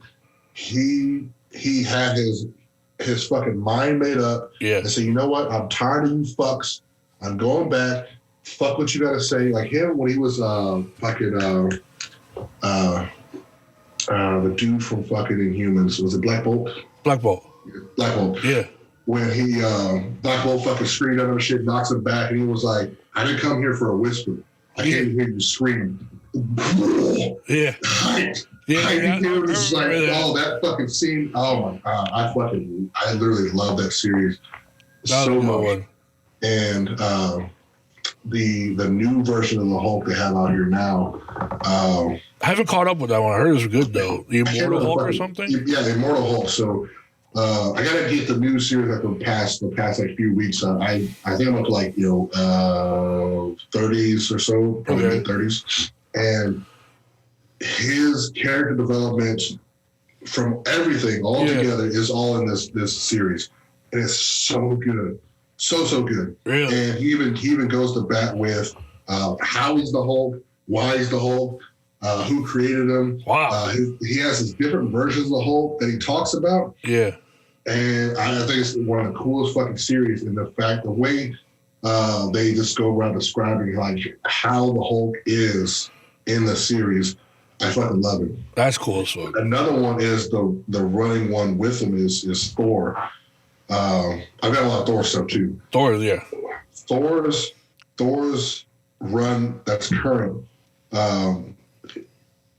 He has cosmic powers because he runs into Galactus. Okay. Right. He has to do this shit because I don't want to spoil it. No, I haven't caught up with it, but go for it. He has to get rid of. He has to get Galactus to help to stop the end of the world, basically. Yeah, because Galactus is like dying or something and all this. Yeah. So he runs into it. The problem is, at the end of what's happened is because it's basically because of Thor that this is happening. So like he teams up with Galactus, gets these powers and shit, and he's all telling everybody, you know what? I don't care what you guys fucking say. I gotta do this, and he just has this I don't give a fuck attitude. That's cool. But yet he's still being king. He's still king shit. And the way he tries to put Galactus in his place when he has to. That's the Thor I like. I don't like the fucking pussy Thor, man. Whenever they do pussy Thor, I'm just like, God damn it, stop doing this. So God Butcher series was fucking great. I love the artwork on the God Butcher series. And this basically continues out of that. Okay. Thor is this person. He's got this being. He's like trying to run shit properly, but he's so tired of everybody's shit. Yeah. At the same time, and then Galactus comes in and he's like, okay, I'm gonna team up with this fuck, and then I've got to feed Galactus to get rid of this shit. So he goes around finding planets. That's what tries to evacuate everybody first and let the Galactus eat the planet. I think I want to say he eats one planet with people still on it. And Thor fucking like, motherfucker, I'll end you if I have to. Yeah. I don't care about this shit. And like they go through the thing about telling Thor's basically the reason why this shit's happening. But also, don't they tie in Galactus as if Galactus dies, this whole entity comes in or something? I forgot. I didn't get too far into it, but yeah, it's pretty much the gist of those deals. So like they have to get him to win. Yeah, more or less. You have to save Galactus, which is the enemy. I like when they do that shit. Yeah, and I like Galactus, and I like this run with him like this shit because he is this big and he's super powerful, and Thor's just like, I don't give a fuck. Yeah, I don't give a shit what powers you got. I don't care if I'm your herald or not. I will end you, and he will. Yeah. He will do it. Well, now he will because he's got all the fucking cosmic powers and shit. Yeah, and he was like, don't forget who gave you those powers. And Thor's like, bitch, I don't care. Yeah, they're mine now. Did you see the leak storylines for Thor, the new movie? No, I didn't see it. It's all like multi-universe or multi-dimension Thors and shit. Oh, it needs to be. Yeah, it needs to be. It's gonna be fucking wild. We're at this point in time in the MCU that the multiverse needs to happen. Something serious. Who is repercussions of the stones? I can't remember. I've been trying to remember the name without looking it up. Who's the horse Thor? I'm just fucking Beta Ray Bill. Beta. If they don't fucking give me Beta Ray Bill, I'll be pissed. Because he's actually not Thor. He's just another champion who won the honor to hold fucking Mjolnir. Yeah. So he's not even an alternate dimension. He's not Thor. He doesn't get Thor powers. They built him his own hammer, Stormbreaker. Yeah. Right? So they had it in the fucking movie. And I'm like... Yeah, but I'm like, come on, man, give me my fucking Beta Ray Bill. I've been waiting for that shit forever. He was in the second one. Well, his face was in the third one, the planet. Yeah, I'm not saying second one. Third the one. Planet Hulk one. Yeah, so his face was in it, right? So I thought we were gonna get it. Yeah, one of the people he fights, or something like that. Hulk's the champion. I wanted more Planet Hulk. Yeah, right. I want to see Beta Ray Bill. I wanted him to be introduced and shit because if you watch the animated one, the version of it, I worked on the animated movie. I made all the crowd characters in the back. it's fucking great. Yeah. Well, I worked on the crowd characters. That shit was funny as fuck. I got to see it before it came out. I fucking love that version, right? Yeah, so like having Beta Ray Bill be like, you know what? I don't want to do this, but I have to. Yeah. And fucking deliver that ass whooping. I want to see it. That was good. I fucking I'm happy with the direction they went, but I also wish they gave Disappointed in it. Yeah, they should have done more of the Planet Hulk stuff. So like they gave us some Planet Hulk and then threw Hulk in the toilet the next movies, and I hated it. Oh my god, the Smart Hulk! I hate Smart Hulk. So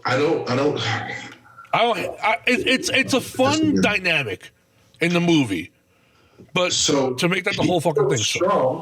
He's still strong, right? But the fact that he didn't do anything pissed me off. You know what? They gave us the right Hulk in the third Thor. They gave us the right one. Yeah. The perfect Hulk on screen finally. His right color, the right size, a little bit of talking here and there. He's still a child. And then he gets his ass whooped, which is fine. Hulk's the strongest there is, all that bullshit. However, Thanos it shows his strength. I got it. Cool in the movie. The next one that he doesn't come out the whole fucking Infinity War. You know, he's fighting with Bruce. He doesn't want to help Earth. He doesn't want to help Earth. I get it. He fucking hates Earth. He doesn't want to be their guinea pig, their fucking mule. Yeah. I get it. The next movie, when he's there, doesn't do anything. There's no payoff. You know, the worst was when they travel back in time to the first Avengers scene, and then you see Hulk actually rampaging. And he goes, "Oh wait, no, I need to do that." And he pretends to be angry, bro. That was funny, but I was like, "This is not Hulk, man." I laughed at that the first time, but it was a sad laugh. It was a sad laugh because you're like, "Oh, fuck." This is all we're gonna get. It just wasn't funny. The second that was funny to see it because I'm amazed by this movie right now. So much shit going on. Second run seeing, I was like, yeah. No, that's why I'm excited to. Well, I think Hulk is probably done now. They want to do some other stuff with him. I'm not sure if they're gonna. He has to be in a couple movie with somebody. Yeah, the Guardians. Well, no, he's not. I don't know where he ended up. Well, he's Smart Hulk. He stayed on Earth, and Guardians is out in space. Yeah, Guardians is gonna be cool as fuck. I'm excited for Eternals. So Thor, hopefully, is going to be for sure in Guardians, right? So yeah, I hope because he said he called it as Guardians of the Galaxy. I fucking laughed. I was like, this is gonna be great. They have a great dynamic. That was fun. When they're all together, Chris Pratt and him are great.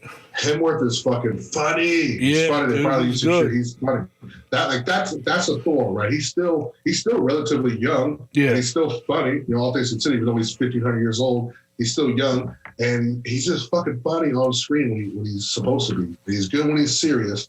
Chris Pratt's fucking hilarious all the time, so the chemistry works. You know who's amazing? Dave Bautista threw me. I was about to say that. Drax is fucking great. Yo, the dynamic is great with Drax. Drax is like, his comedy is like on point, man. He's so good. He's always when he's like hiding in the back and goes, "Oh, he's been there the whole time." It's like, fuck, man. His shit is always on point. He's great. I fucking love him. I'm disappointed in not having Groot be Groot for the end of the movie. Right, but you can't get everything you want in a deal. I think they could have added some like 5 seconds of like bigger Groot. Like he was cool in Infinity War. Yeah. Fucking, nothing really happened with him in Endgame. The Endgame just pissed me off because it wasn't the payoff I was expecting. Endgame was a lot of a sob story kind of thing for half the movie. And they're just trying to figure out what the fuck to do. You know what I mean? I just didn't like the payoff, right? So it's like, yeah. When I base movies on rewatchability, and while I like Endgame, and it's a good end, like I don't care to rewatch it as much. Infinity War, I can rewatch. Yeah, it's fucking man. It gets to the end, it's like, it hypes you up. Yeah. God damn it! Like they battles, like they fucking did this. They weren't enough. Yeah, it just wasn't enough. What's cool with Endgame or no Infinity War is half the people are stuck in space, half the people are fucking. So that was awesome. And then Endgame, it just like the payoff is one. I think if there was a couple more things added to it, like just give me fucking 30 seconds of Hulk just saying, you know what, fuck this. Let me whoop Thanos' ass. a tad bit, with my one arm, right? Give him some threat.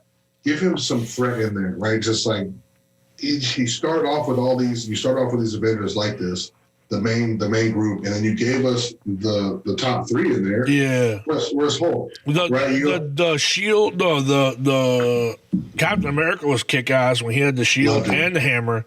So it's like they did good with those guys, but then everybody else, like when all the fucking people came in to save the day, there was a lot of fan service. Like all the women Avengers that felt super forced and cringy. It did.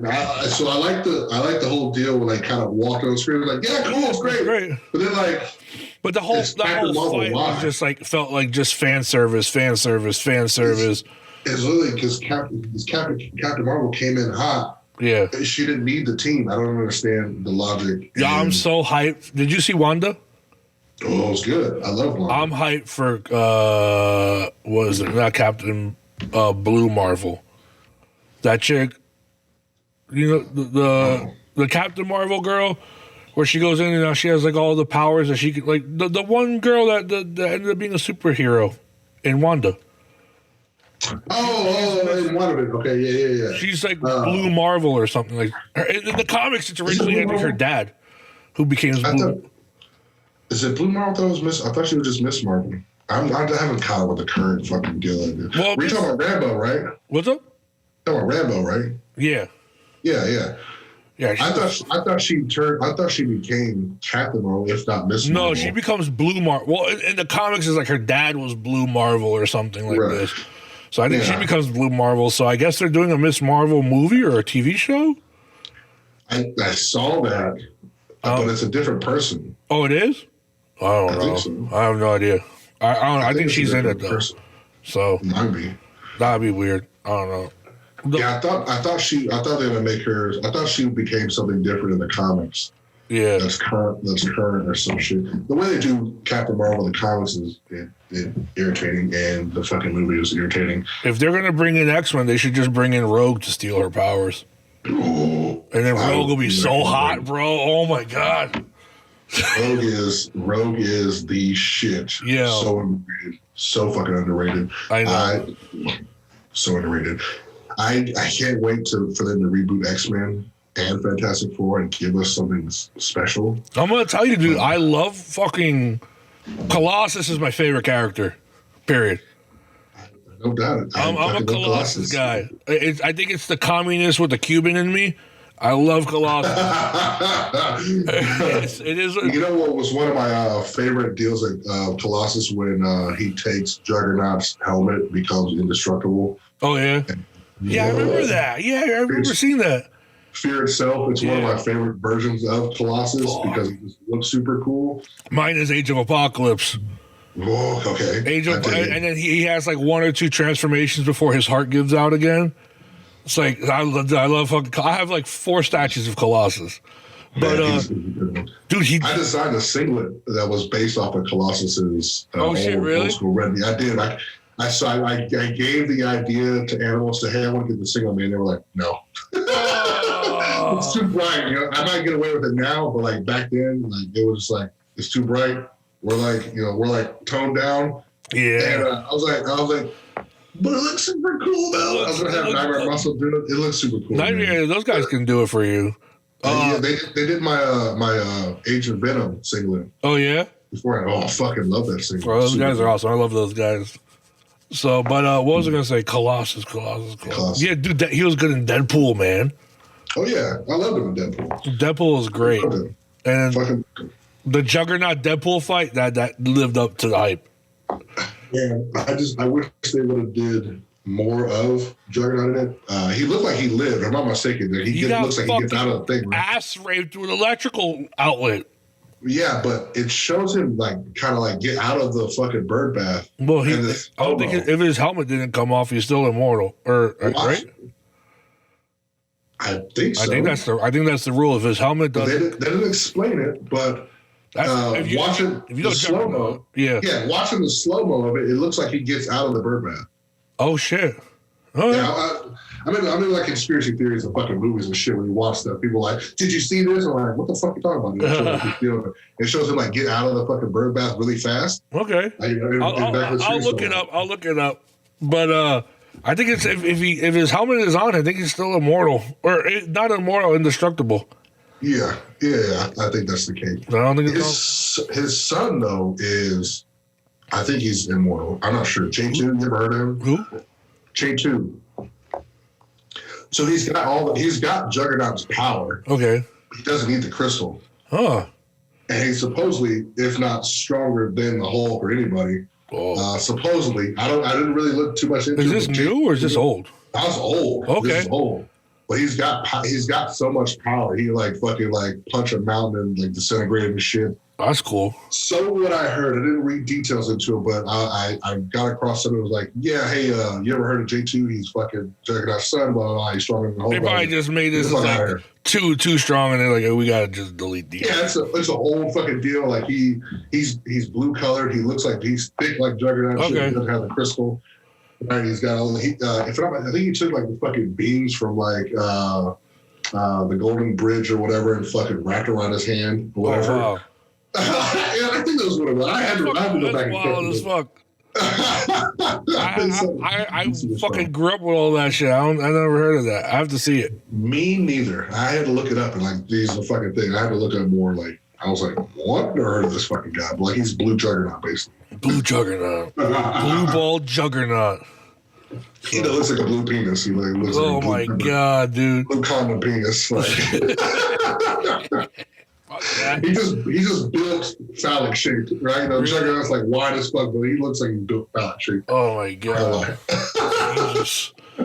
Fuck. I want to look into this. So I'm gonna look into that. Let me see. What else do I got here? I made notes for you, and I don't really know what to talk about. You made notes. You didn't fucking do any of them. Look, I got notes. I got notes on slip sheets. Oh, Rhonda wants to know who's your favorite Speedy boy. That's the most inappropriate question. I love all my Speedy No, boys. You have to pick one. They all know that I'm pick Rhonda every time. Is that? They all know that. Is that forced out of fear? That answer?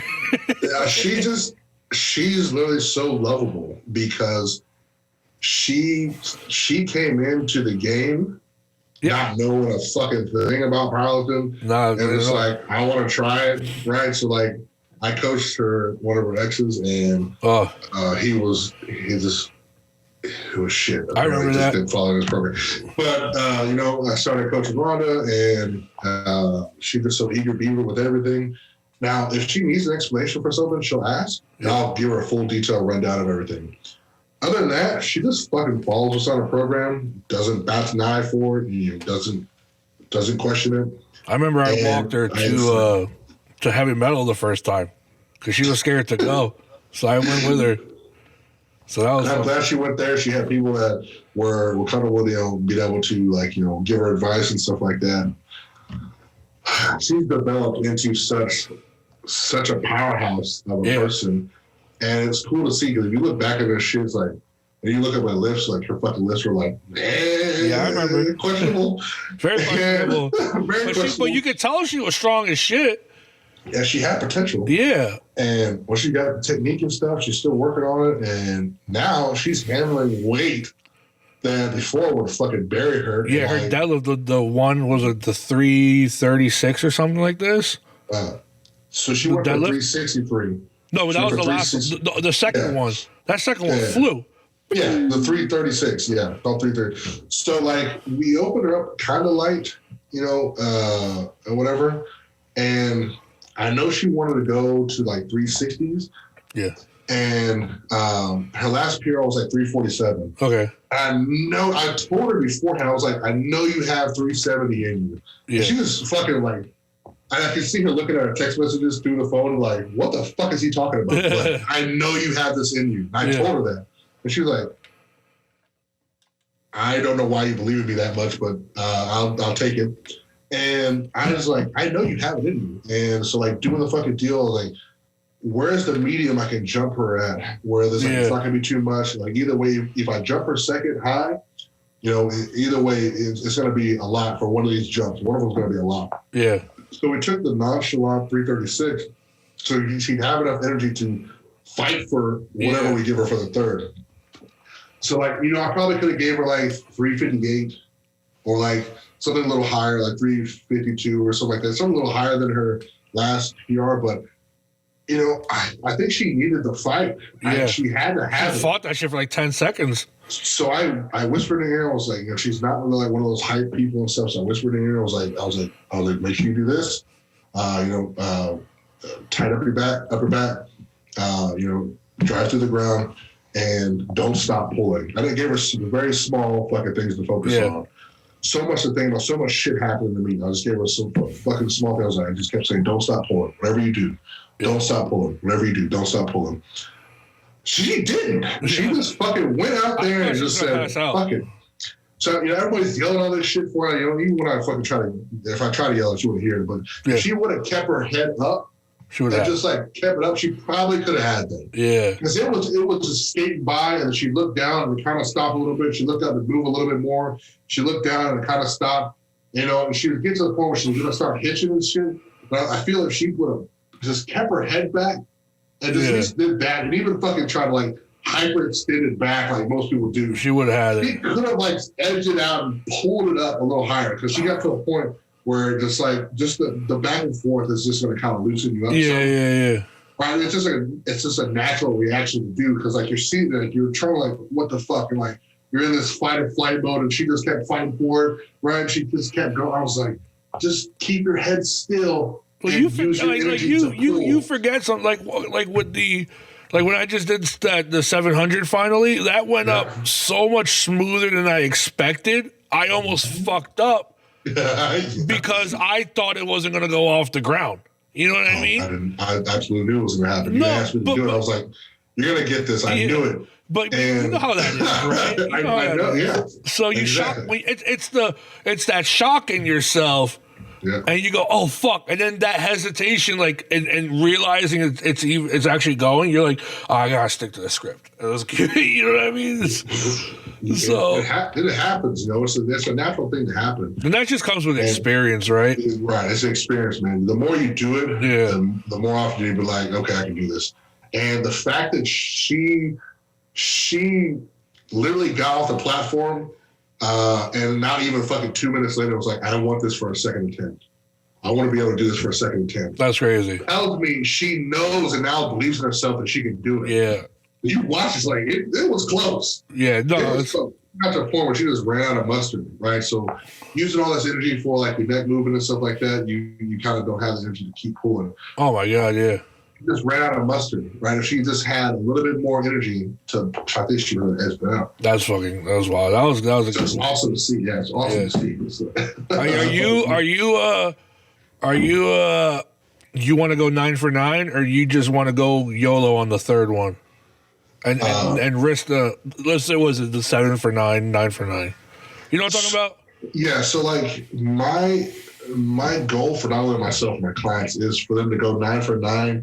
However, I always have adjustments and plans. The plan is to get the biggest total possible. And to do so is you want to make as many lifts as possible. Yeah.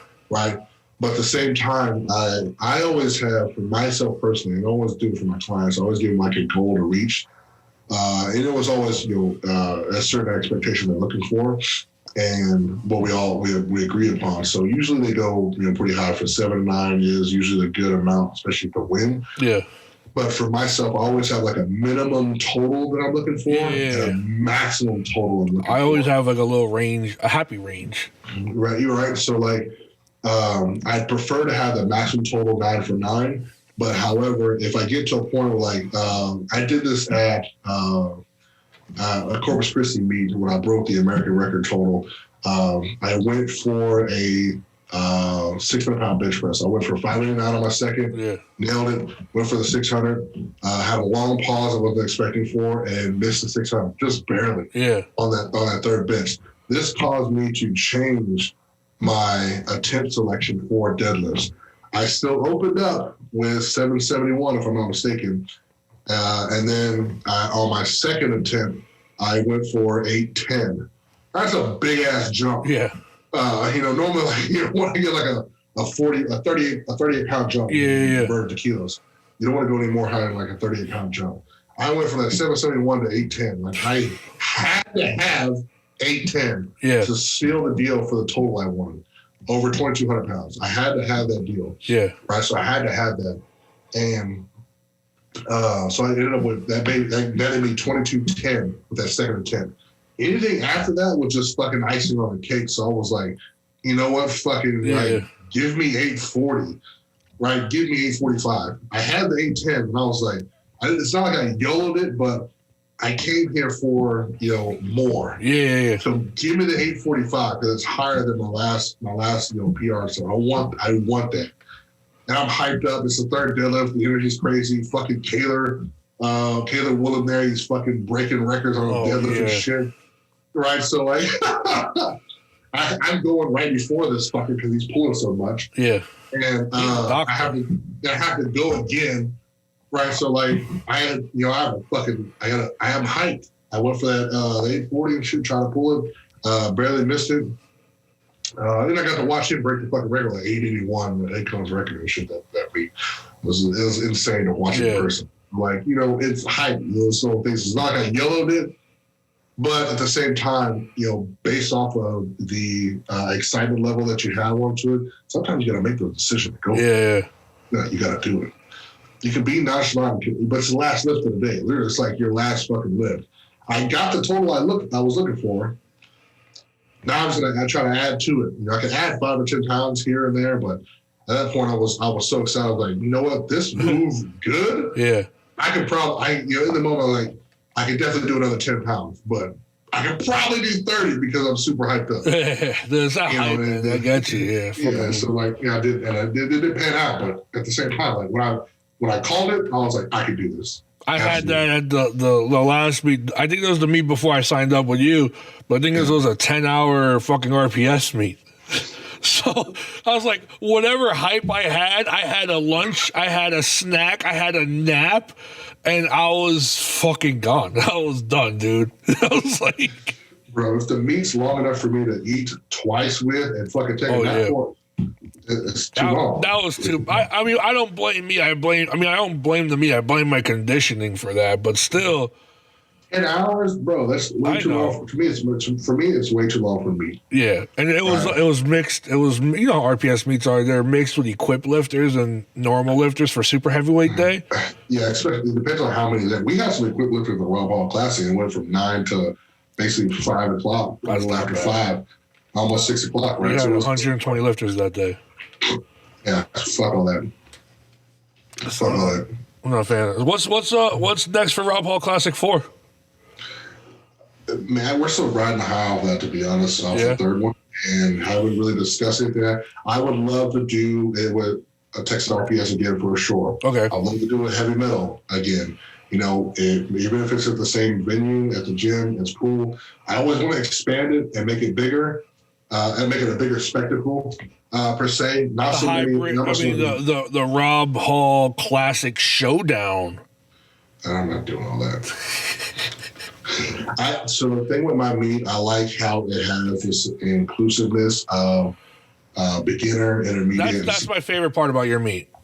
I love that it's not invite only. Yeah. And anybody on any given day can come out and they can win cash. You don't have local meets that give cash. I don't know why. They don't have like some cash to give out, right? There's expenses and things like that. But if you're hosting a local meet at a gym, like I think there should be like some kind of like compensation for it, especially trying to make it more professional for the sport itself. But to have a local meet and be able to give back as much as I can. Yeah. We have a top prize of $600 for cash to give out.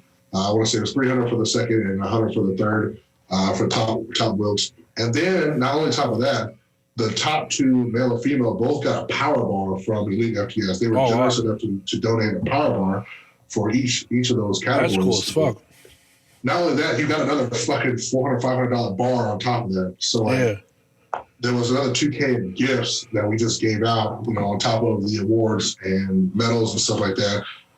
If I'm not mistaken, everybody got a goodie bag or whatever to leave home with. And to me, that was the coolest fucking thing to have. Like having these invite-only deals, like they're fucking super cool, but then only the elite get to go. That dude, I have such a. Oh, you know what my thing is? And this is why I have no problem ever sponsoring your meat. I hate the super elite hybrid meat. Not, well, I don't want to just say hybrid, but I'm just saying the super elite invite only meats, right? Yeah. And the reason why is because they ask everybody. This is business wise, right? And you have everyone's asking all the small businesses to be a sponsor, right? It's your duty to fucking sponsor these fucking meats, right? None of the big 8-man don't sponsor shit. Mark Bell don't sponsor shit unless it's Mark Bell. You know what I mean? So it comes down to the small lifters, right? The small companies. And then you have, let's say I give in a couple thousand because, minimum to get a booth and whatever is like $5,000, right? So you drop, dude, no, like the showdown was $5,000 to sponsor, I think, to get on that sponsor thing. And then you have, okay, I'm $5,000 in, I don't have a booth. And then you have all these elite lifters who, with one shout out, could return on interest, right? Yeah. Just saying, hey guys, I just want to give a shout out. Like let's say fucking, I don't know, Mariana, right? If she were to just say, hey, I'm doing this meet, I just want to give a shout out to some of the sponsors at this meet. You know how much that would help the small businesses? They Absolutely. Don't do that. They come in, they win the money, and they shout out the sponsors that didn't do shit for that meet. Yeah. So for me, that's why I don't want to do it. And then it's just in and out. They just take the money and run. I get it. That's a money meet. You guys are there to win the money. But that's why I like your meats, because your meats are smaller, but they're more like the people appreciate it a lot more. You know what I mean? So much. Like even so much, man. I love it. Do like a $100 gift card. People fucking eat that up and they love it. You know what I mean? It's just so much more appreciated. Yeah. And so I really do. Again, thank you for that too, because that little extra contribution added to it got us to our goal for the cash and stuff like that. We're going to throw money into it anyway for whatever we couldn't get to that, but having that extra in there, so they can do not only try to do that, but then also pay for other shit for lifters and the comfortability of everybody there and be able to make sure the spotters and loaders were paid. That was my big thing, right? Oh, yeah. So because they never get paid. I was like, hey guys, I just want you to make sure everybody's taken care of. I don't care about myself. I want to make sure the lifters get paid. I want to make sure the spotters and loaders get paid. I want to make sure you guys are okay and every guys are all taken care of. I don't care about anything that has to do. It's my name that's on me. Yeah. Right. So like, I didn't pocket any of the sponsor money. Like that didn't go to me. Yeah. That goes off to lifters. I don't know what these people do all this shit. Like, I was like, because $5,000 is a lot. But like, I asked them, like, hey, what are you comfortable with? You want to donate to the meet? What are you comfortable with? Yeah. And we were okay with, if you want to do $50 and get a booth, you got $50 in the booth. That's cool. Sell your stuff, right? So like, hey, what do you want to donate? I asked Death for something like that. I asked everyone, would you like to, whatever. I didn't say like, hey, it's a $5,000 deal. It's like, dude, that's what a lot of these meets are like now. It's like, oh, hey, how can I be a part of it? Well, okay, the minimum fucking buy-in is $1,000 just to buy in. You don't even get your name anywhere, basically. To get on the back banners, $5,000. That's crazy to me, right? Yeah. Like, but how do you expect a small bit, like $5,000 for a small, like for me is a lot of fucking money. And then you have to travel there, hotel, I'll give what I can give, right? But then it's like, it's just all these big meets are just expecting so much. There's no real, like, that's why I don't like that shit, dude. That's why I like I'm going to Nationals. Nationals wasn't that much, and I was 100% cool because I know that money is going straight to the lifters. Right? Yeah. So I'm going to be there all 5 days fucking partying with my booty shorts. That's a cool thing to have, is to be able to, I want to give credit out to Derek, Death Grip Derek. Oh, yeah. Because he won the Death for Dishonor meet, and the first thing he did was shout out the sponsor. Dude, I shouted that. I made a whole post about that thing. Exactly. And that was super cool to see. And, we talked about, me and Derek fucking super fucking cool. We talked about shit like that. And like, Nobody told him to do that. The first fucking thing he thought of was like, I haven't seen somebody do that in a long time. We talked about this too. He was so thankful for all the stuff he received and stuff like that. I have to thank these people. The first thing he thought of, and we talked about that, the first thing he fucking thought of do was to thank everybody. So actually, and like, so you made a post on it, because when I saw it, I was like, damn, look at him. He fucking thanked everybody for it. I still have all thank yous and stuff to go through. Like, I shared as much as possible from everything Heavy Metal was getting. Yeah. I went through like the thank yous, as soon as I got done with the meet, just like family stuff, close stuff I could do. Thank you for the winners that were there, appreciation posts for them and stuff. I still got the sponsors that they'll thank you individually. So I can't literally tag everybody in one fucking post. I only got 10 pictures to post, and each reel I can fucking do and stuff like that. I can only tag so many people in it before they get washed out into the fucking fray of the algorithm. Yeah, that thing sucks. I still got the old individual sponsor stuff I want to be able to thank as well. I mentioned it in each post and stuff like that. I haven't been able to tag everybody because I want to make personal stuff and to try to get to. And it's a lot to try to keep up with. Yeah.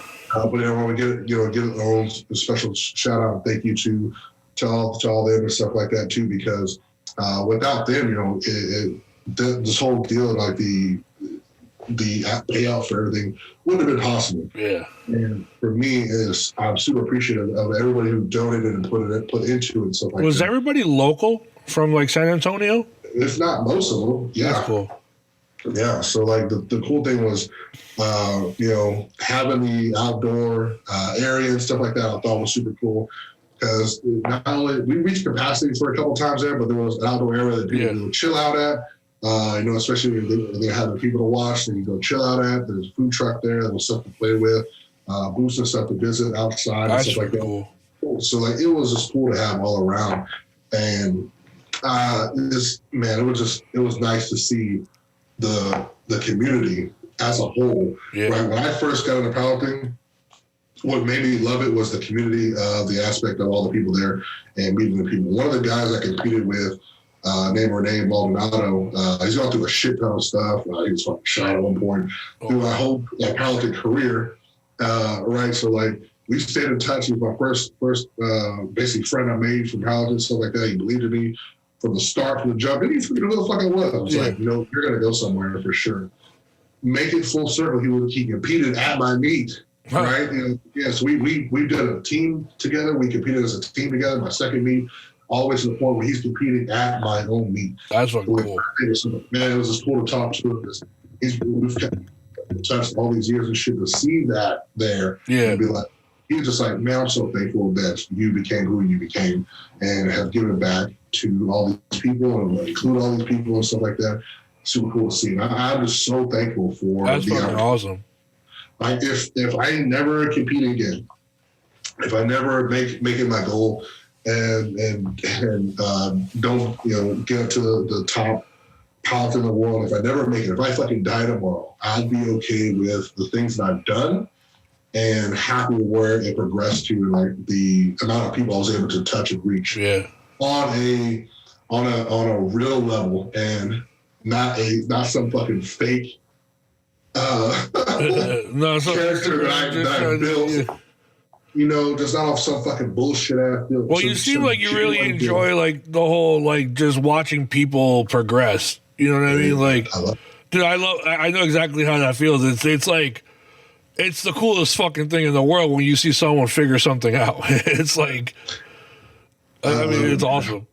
And so to be, if I fucking was gone, I'd be thankful for the opportunity, the amount of genuine people I was able to touch, be myself, and be able to. The people that tell me that I'm motivated, like it's still weird for me to be like, people like try to call say they're fans of mine. So I'm like, I'm just lived it, dude. I just try to be a cool motherfucker. I'm just real about shit, and I'm not some fucking fake ass fuck on Instagram. And I'm just genuine. That's how I like to be. Yeah. That's how people approach me. They don't come up. People do this, and it's okay. I don't mind. By all means, if you want to fangirl, do your thing. But just come talk to me like a regular person, man. I'm just a regular dude, just fucking lift the weights, and I'm gonna stay that way. No matter if I have the 25K followers I have now or 100K, Like, if I become famous and I'm like a movie star, I'm actually famous, absolutely will charge $10 to sign an autograph, just like all these fucking Like Larry Wheels. I'm sure I don't give a fuck. Like if I become a movie star, right? I'll do the same shit. Like Comic-Con, you gotta pay me. Right? If I make it to that deal, you gotta pay me. You gotta pay me to get in line, bitch. Like, if I make it to that level, you gotta pay me. Now, with the picture that I signed, would it be a picture of you lifting, or would it be a snapshot of you from your TikToks? I have both. You'll have the naughty version, and then you'll have the lifting version. That was going to cost you an extra $5. Lou Ferrigno hoed me like that one time. I went to a comic convention. Yeah. And I had a Hulk, Incredible Hulk magazine that had him in it, and there's no way in this fucker's line. Like, I was the only one excited to see you because I knew you was Lou Ferrigno from Pumping Iron, and not just the Incredible Hulk. I came here to get an autograph from you. This fool upcharged me because of the fucking magazine I had. I knew it was special. Fuck. And I was like, I'm gonna pay it. I'm gonna get this bitch graded. Yeah. But after this, fuck you, dude. He could have just fucking write his little name, man. I couldn't even get a picture without paying more for you. I was like, bro, there's nobody in your line. I'm the only one getting to see you because you were Pumping Iron. Yeah. Because you worked out. I'm the only one here to see you. Wow. Not because you're the Hulk. I'm here to see you because you're Lou Ferrigno from Pumping Iron, you asshole. Jesus. Fuck. That's fucking bullshit. That's like, can I get a picture with you, like, without paying extra? Man, fuck, I was pissed.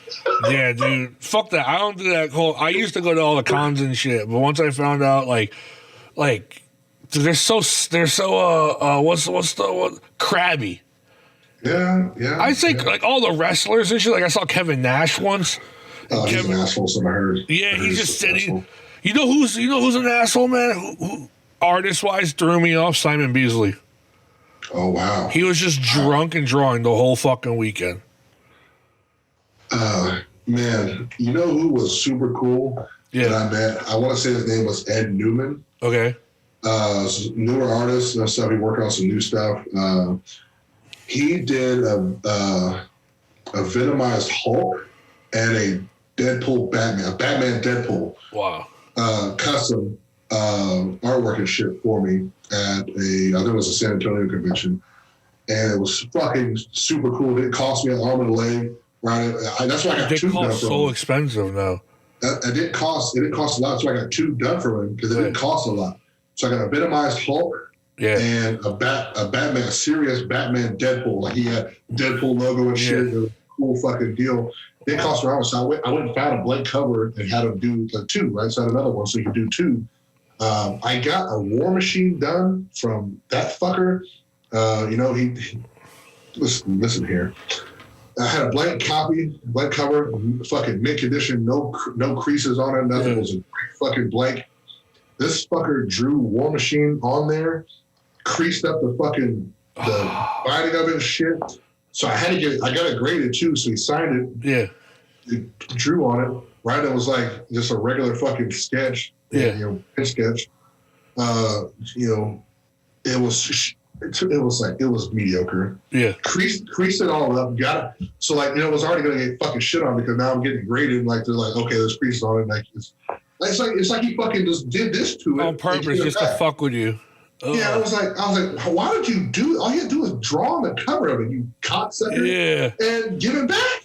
Fuck. Give it back so I get it graded. I was fucking livid about that fucking stuff. I got a crappy grading on it. Oh. I got these other two that were fucking great. Yeah. For this guy who's like fucking, barely, not a big name, and he's fucking amazing. Another one that I got was super cool from a dude who was even like a lesser guy from that. Drew a Hulk versus Thor on a blank cover I had, colored it and everything. Wow. I should have got that fucking thing graded. I didn't. And it was fucking amazing. Super color was a cool nonchalant. You got fucking Thor flying at him and shit. With his hammer and fucking Hulk just coming out of it. But Hulk's got a mohawk, and I had a mohawk. Okay. So I had to do Hulk version with a mohawk on it. And it was fucking great, colored and everything. Shit. He was happy as fuck to do it. He loved it. There's a dude who does Deadpool now who's Italian. Greg. or Greggio, whatever. He did for me Conan versus Deadpool, and Deadpool's in Conan armor, and it was You know what's crazy is he only charged like $60. Yep. But you know who like Humberto Ramos. Yeah. You know how much he charges, bro? $3,000. $3,000 for I think it's a 2 portrait, or for it's 1,500. This was like 5 years ago. 1,500 for a 13 by 19 sketch. Oh, that's crazy, bro. That's ridiculous. I'm gonna start charging $5,000. You need to. It's something great. You can get away with it. I'm fucking drunk. The dude who did the War Machine, I can't remember the fucking the guy who created War Machine, or whatever, the artist, whatever for it. I can't remember his name. I was so pissed I forgot it on purpose. Yeah. what I wanted to do was get there's a blank cover of War Machine. I wanted to get War Machine stomping on Ultron. Oh wow! Right, but it was like $300 to get a bust version of War Machine on it. I was like, that's a lot of fucking money. I spent like $3,000 that weekend. I can't go to Comic-Con anymore for that fucking reason. Like, this is before I got a politics. Like, I had to pick one expensive hobby. Yeah, and comics. Comics was too much, and I just got a politics, so like, I had to. Yeah. I catch. I got my last back issues and stuff. I got my last like order of comics, and that was it. They're all still in a box, but they haven't been put in like a cover, and they're just sitting there. Like, I haven't even touched them. Yeah. I was just like, man, fuck. It's an expensive hobby, man. Yeah. That was it. Those boxes are just sitting in my dad's house now. Yeah. I'm not sure in a dark room. Like, I want to go back and like grab them, but you read them, you're gonna read them, and then you're probably I end up fucking reading them. And then my issue is when I read them, if I really like the artwork for them, I keep them out so I can keep going back to them. So all my comics are just fucking all over the place. You know? Yeah, when I downloaded a shit ton of digital comics. Yeah. Just so I could like look at them and do them. That's why you gotta be my teacher, man. You gotta fucking give me some homework. Oh my god. I'm gonna bug you after this. I do it. Bug me. for the next fucking. I'm gonna bug you for another hour after the podcast about this fucking shit. Go for it. I need it, man. I admire your artwork a shit ton. I would give my fucking left testicle to draw like you. In a heartbeat. In a fucking heartbeat. Don't put that voodoo on you. I don't need it. You have it. I'm good with the right one. The right one's the biggest one anyway. It's big enough to look like two. So like, I'm fine. I'm fine with it. I'm going through nut issues now with my TRT. Like the left one's suffering, man. The right one, we're still Gucci. Fuck that. Nah. But I can fucking be a week off. I'm trying to fucking draw now, man. And I've been drawing. I haven't drawn in like 3 weeks. And, I haven't drawn like 4 or 5 months. I know, but I gotta keep up with the releases, right? So for me, like now, if I drop off for 3 weeks, since I get back into it, I'm like, man, I don't fucking know what I want to do this right now. You know what I mean? I gotta do this. Somebody asked me to do a little piece of artwork for a kid's football like medallion thing that they win. Okay. I did one last time. Somebody had the Goblin Slayer helmet. Oh, nice. on a knight, right? So it was cool. They made it to a chain and shit. But I want to do this other. So I'm trying to I started sketching and shit. That's all flat and off, and I was like, God, I did it on paper, so it's even worse. Like, if I did it on my iPad, it'd probably be okay. Nah, man. On my paper, god damn, it's awful looking. I was just doing, right before we got on, I was just drawing with a dry erase board, and or just on paper, and like, this sucks, fucking erase it. This sucks, fucking erase it. So paper's king, man. Paper is what sharpens your skill. I'm sorry, it's the truth. I know, and drawing on iPad has made me so lazy on paper. I hate it. I hate drawing paper. Because you know what you do? You do one line undo, one line undo, one line undo, two lines undo, one line undo. I can draw a shitty fucking line, and then just erase it better. Erase it to a better line. Right? Yeah, man, I can fucking draw it shitty, erase it better, and then I can fucking just grab the whole fucking thing and just adjust it. Well, okay, here's my thing now. And I told you because I'm in the game now where I have to make good designs and I have to make them fast, right? Yeah. So absolutely. I have to do all the little cheats. So all those little cheats of drawing, if I have to do a long line, like I might have to put the fucking little stabilizer thing so it's not so like shitty, right? Whatever. But then that's to get the design done. But when it comes to drawing, if I just want to fucking draw, no, I take all that shit off. Everything off. I'll draw on paper and I'll just sketch. Because that's the way I've. So my issue is I had to learn how to separate because I quit my old job because I wasn't drawing enough, right? So now I'm drawing for everything for my new job, which is this. So now I had to figure out how do I separate drawing for my job and drawing for myself. So all cheats are allowed. So whatever I need to do to get the design out the door, I'm going to go that way. But then when I go to draw, it's comic and pencil and paper. And I've been able to separate it. I see. I need you. I need you, man. I need you. Because I've got a couple. I want to do. I've been wanting to do another shirt. Since since before my last meet. Oh man, you gotta do another shirt. And it's been something since December, and I've been wanting to do another shirt. I can't get the energy to fucking. I've got the idea in my head. Just can't get the energy to do it. I've drawn a couple people since then. Some nonchalant, small little deals and stuff like that. That's got a little bit of my style to it, but I'm still having trouble trying to develop my own style and do shit on my own. I can look at shit and put stuff together, but like trying to do it on my own. You know what it is I've learned is I'll have one idea in my head and it'll be stuck in my head for like forever. And I'll finally start drawing it, and I fucking hate it. And then I'll stick to it, but then I'll take a little break, and it'll just because it starts clicking in my head, it'll start turning on other gears, and I'll have another idea pop in my head. So when I'm in Photoshop, I'll just open up a new layer or a new fucking file, and I'll just fucking start drawing a new design right away. And then that might within like 2 or 3 days, because I'm just in this marathon of drawing, I'll have like 5 or 10 fucking shirt designs. Just because you're just constantly, you just got to stay in that groove, you know what I mean? Yeah. It's like that groove is hard. But once you're in it, you're in it. Yeah, that's like the last design, like we talked about that. I did the World Breaker shirt. Yeah. That's like that came out so cool. Yeah. It did, man. It was fucking, man, we went back and forth discussing that deal. Like, then I did the Thick Yuri shirt. That one was fucking cool. It's funny. Yeah. That little joke, it ran long enough to make a fucking shirt of it. Yeah. In the literal Yuri pose of him doing the deadlift. I fucking love this shit. And then I'm supposed to do another one. I just have not got the mustard to do it. Remember I worked on that fucking Vegeta piece and stuff? Yeah. Like, super cool. Like I just sketched all the shit, did all like the sloppy color to it that still looked fucking great. Yeah. They look great enough to me. And then I was trying to do like the outline and just make it really good. And then I started working on other shit. Hey, man, but that's cool. You know what though? Because sometimes I'll do a design for a shirt that it'll take me like a month to finish. And then I'll do a design for a shirt that I will finish from start to end in 4 hours.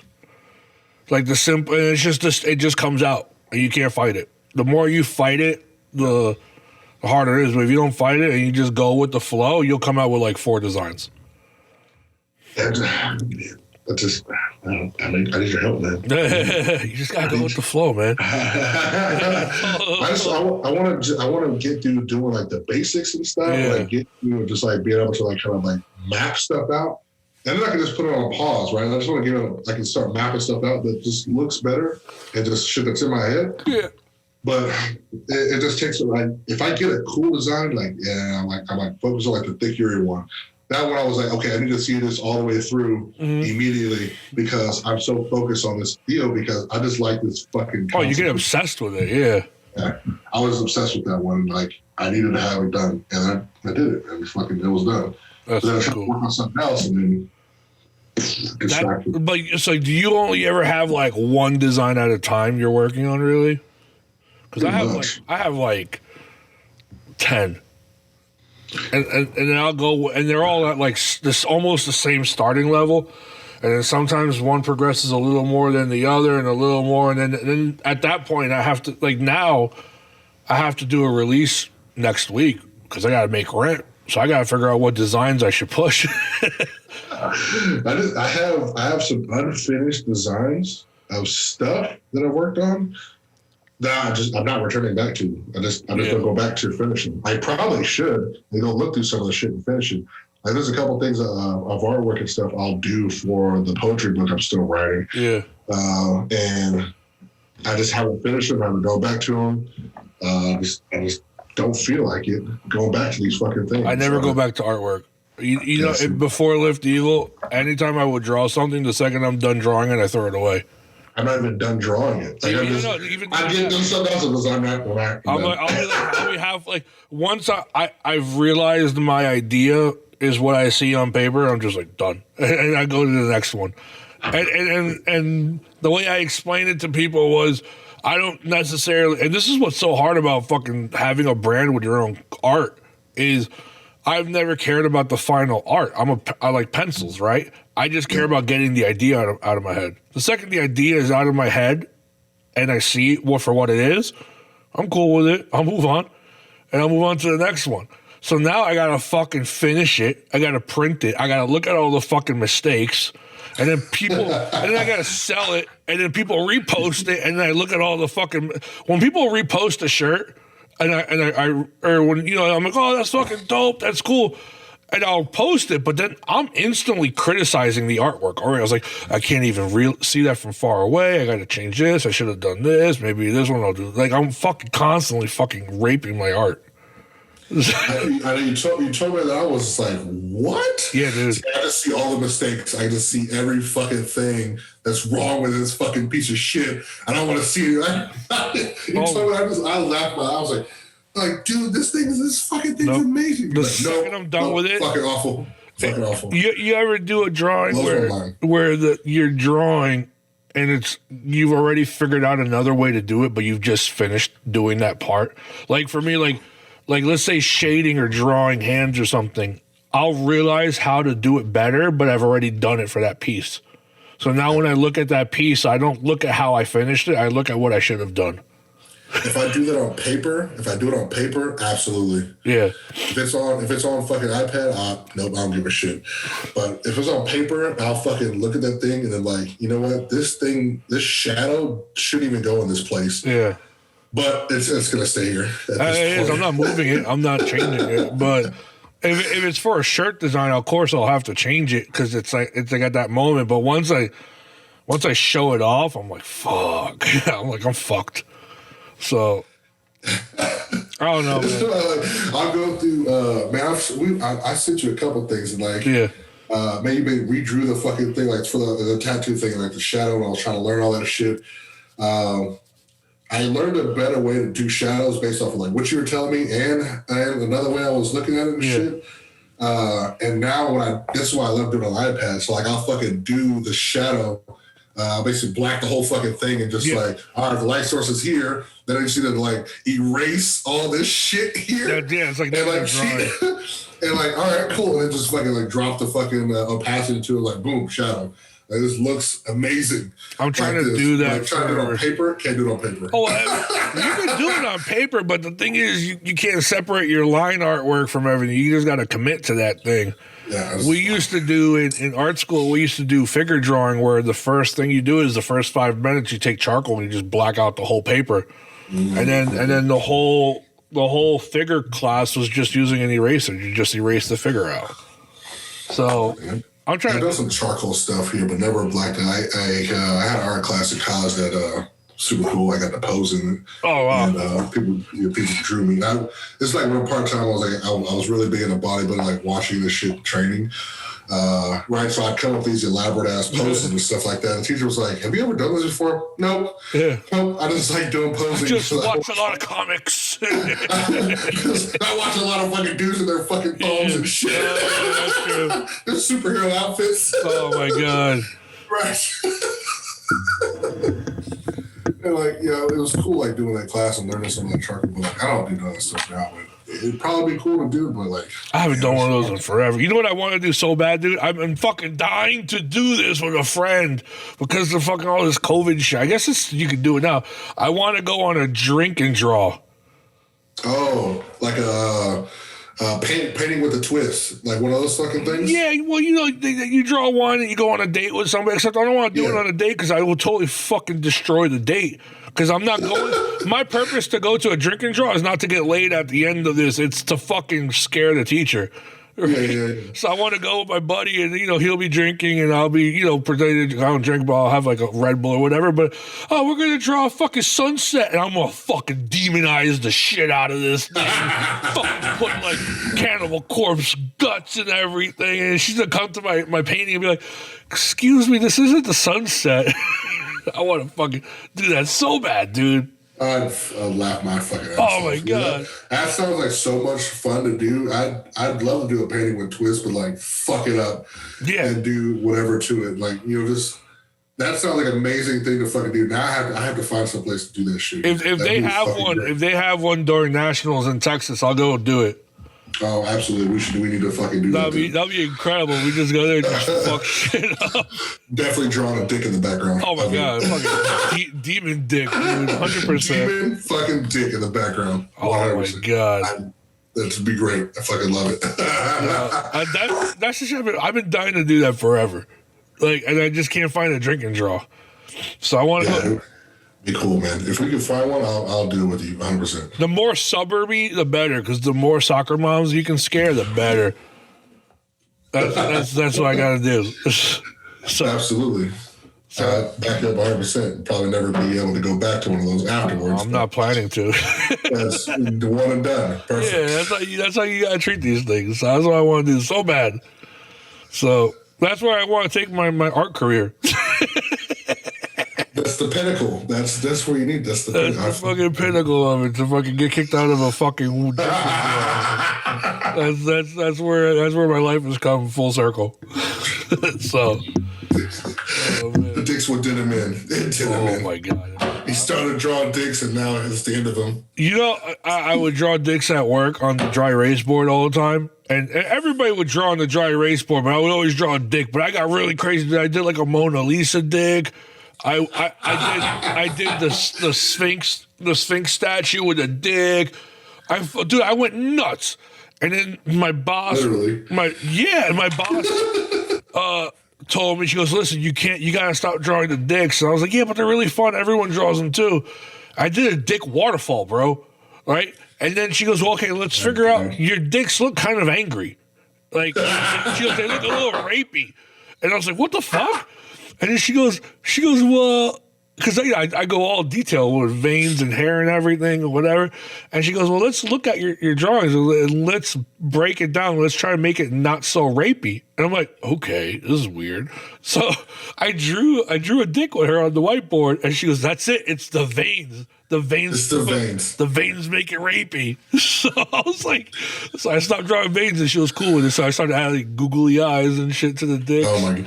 I remember you did that deal for that draw yourself deal, and you fucking drew that dick. Man, I was fucking laughing my ass off the way you fucking designed that dick. Oh man, this was like, man, I think it was like, if it was not last year or something like that. I got my phone now has a fucking. I got this note thing and it has a pen on it. So nice. So now I can fucking draw every dick. I should do that this week, man, because I'm still chilling this week. I'll do a request to draw on the stories.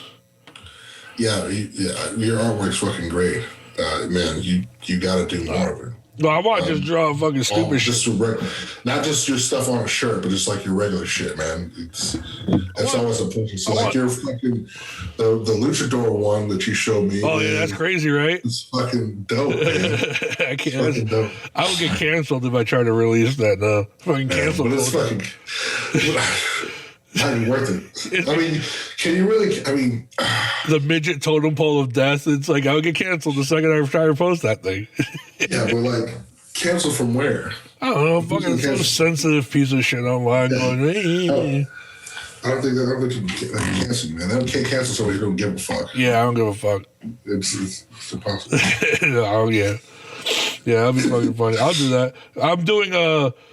I'm trying to do like episode with Dan and Ray Dadmod. Yeah. I just met him at my meet. I didn't talk to him long, but a brief conversation. Hey, what's up? Kind of deal. He's literally the Danny DeVito of powerlifting. I've seen him here and there, and I've seen things that erupted out of shit he said. Yeah. I don't know why, but he's funny. He's awesome. He's really nice. And then him, super cool. Yeah, and then I'm gonna draw everybody as an avatar, but a dick avatar, so a little chub. So everyone's gonna have a little dick avatar, and it's like gonna a fucking chibi dick avatar. And then it's gonna be the super heavyweights of the really round table. That's what I'm gonna call the episode.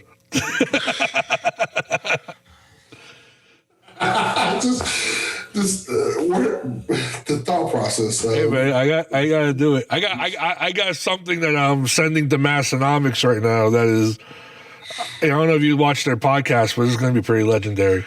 I catch bits and pieces of it, man, but it's hard out and not at work just to try to dive into the fucking shit.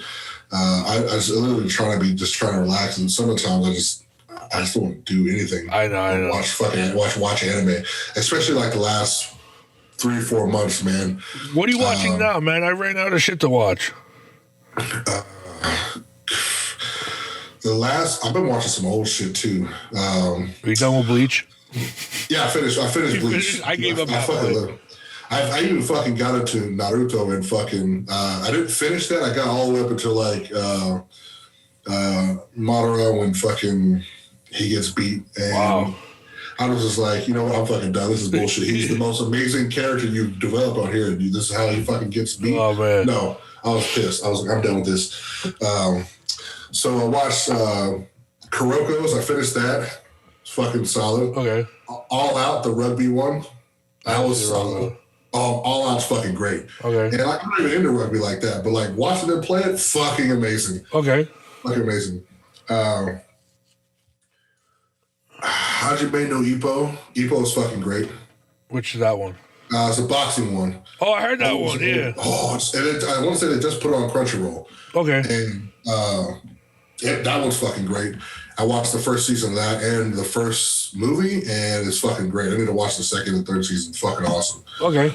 So that was all recent within like last couple months and stuff. Like I said, we're just watching a ton of anime, right? So, what's the other one? Have you seen Dororo? Dororo? I started watching it, and I'm not really so much into the CGI. No, it's not CGI. Oh, he is, because he's like a puppet. It's like it's not a CGI, man. Yeah, but it's really good. The story pans. It kind of feels like Lone Wolf and Cub. I watched the first couple episodes and like. I can't watch Berserk, the new Berserk, because in Berserk. I can't watch them. Yeah, Berserk, the old one's great, and I hate the ending of it. But the new one, I try to watch. I can't do it. Can't do it.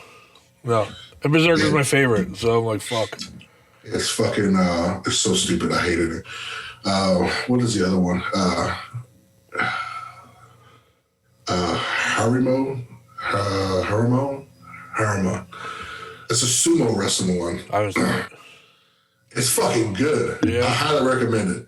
Hinumaru. Okay. It's on Crunchyroll? Sumo. Yes. Hinumaru Sumo. Remember Crunchyroll, or was it they're watching on fucking Fandom. Hulu. Oh, okay. See, the Crunchyroll Hulu. This fucking solid, dude. Like as far as different things, it's not just like a Shonen Jump. Okay. Hinumaru Sumo goes to the dude. He's one of the best, like going into a new school, and he goes to a school by accident, and they don't have a sumo club. Right. He basically makes one. He befriends different athletes. Okay. And they become sumo wrestlers, and they go through and need to go to nationals. Basically, they're gonna go to nationals, and it's fucking great. The camaraderie, the different types of. There's a wrestler who becomes a sumo wrestler. So he's got a wrestling background. Okay. Which is my favorite because I'm an ex-wrestler. So like watching him learn all these moves and like incorporate his style into shit, fucking great. That's cool. He's one of the coolest fucking ones. Like he's good at like analyzing shit and mimicking and doing certain stuff. So like it's cool to watch. So you have a lot of cool like mid-fight like analyzing and shit. Yeah, so it's Okay. like cool shit. It's a lot of progression of like these characters. Again, I like seeing people progress. Yeah, Watch yeah. the progression of these fucking deals. It's fucking great. Have you So it's cool seen to watch these Have you seen Noblesky or whatever it is? Noblesky. Noblesky. I can't pronounce it, but I saw that one. That was pretty cool. It's about like old gods, and like you have like Frankenstein as one of the characters, and he just has powers. No. Yeah, I didn't catch that one. That was pretty good. That was on Crunchy. Season 1 is done. Like current ones was just Jujutsu Kaisen and Attack on Titan. Like those have been the ones that I finished Titan. Titan is good, yeah. I haven't finished the last episodes of these deals here just yet. But watching those, it's current. Rewatch Fire Force. Okay. Never seen Fire Force. Fire Force is solid. It's underrated. Okay. Highly underrated. Super fucking good. What is the other ones I watched? Like these are all recent. I've been binge watching, right? So like I'm trying to think of all this shit. Claymore. I've seen Claymore. Claymore rules. Fuck, I would watch that again. Claymore is an old school anime, kind of like Berserk. Like Berserk. Yeah. That's when I watched it. It was fucking great.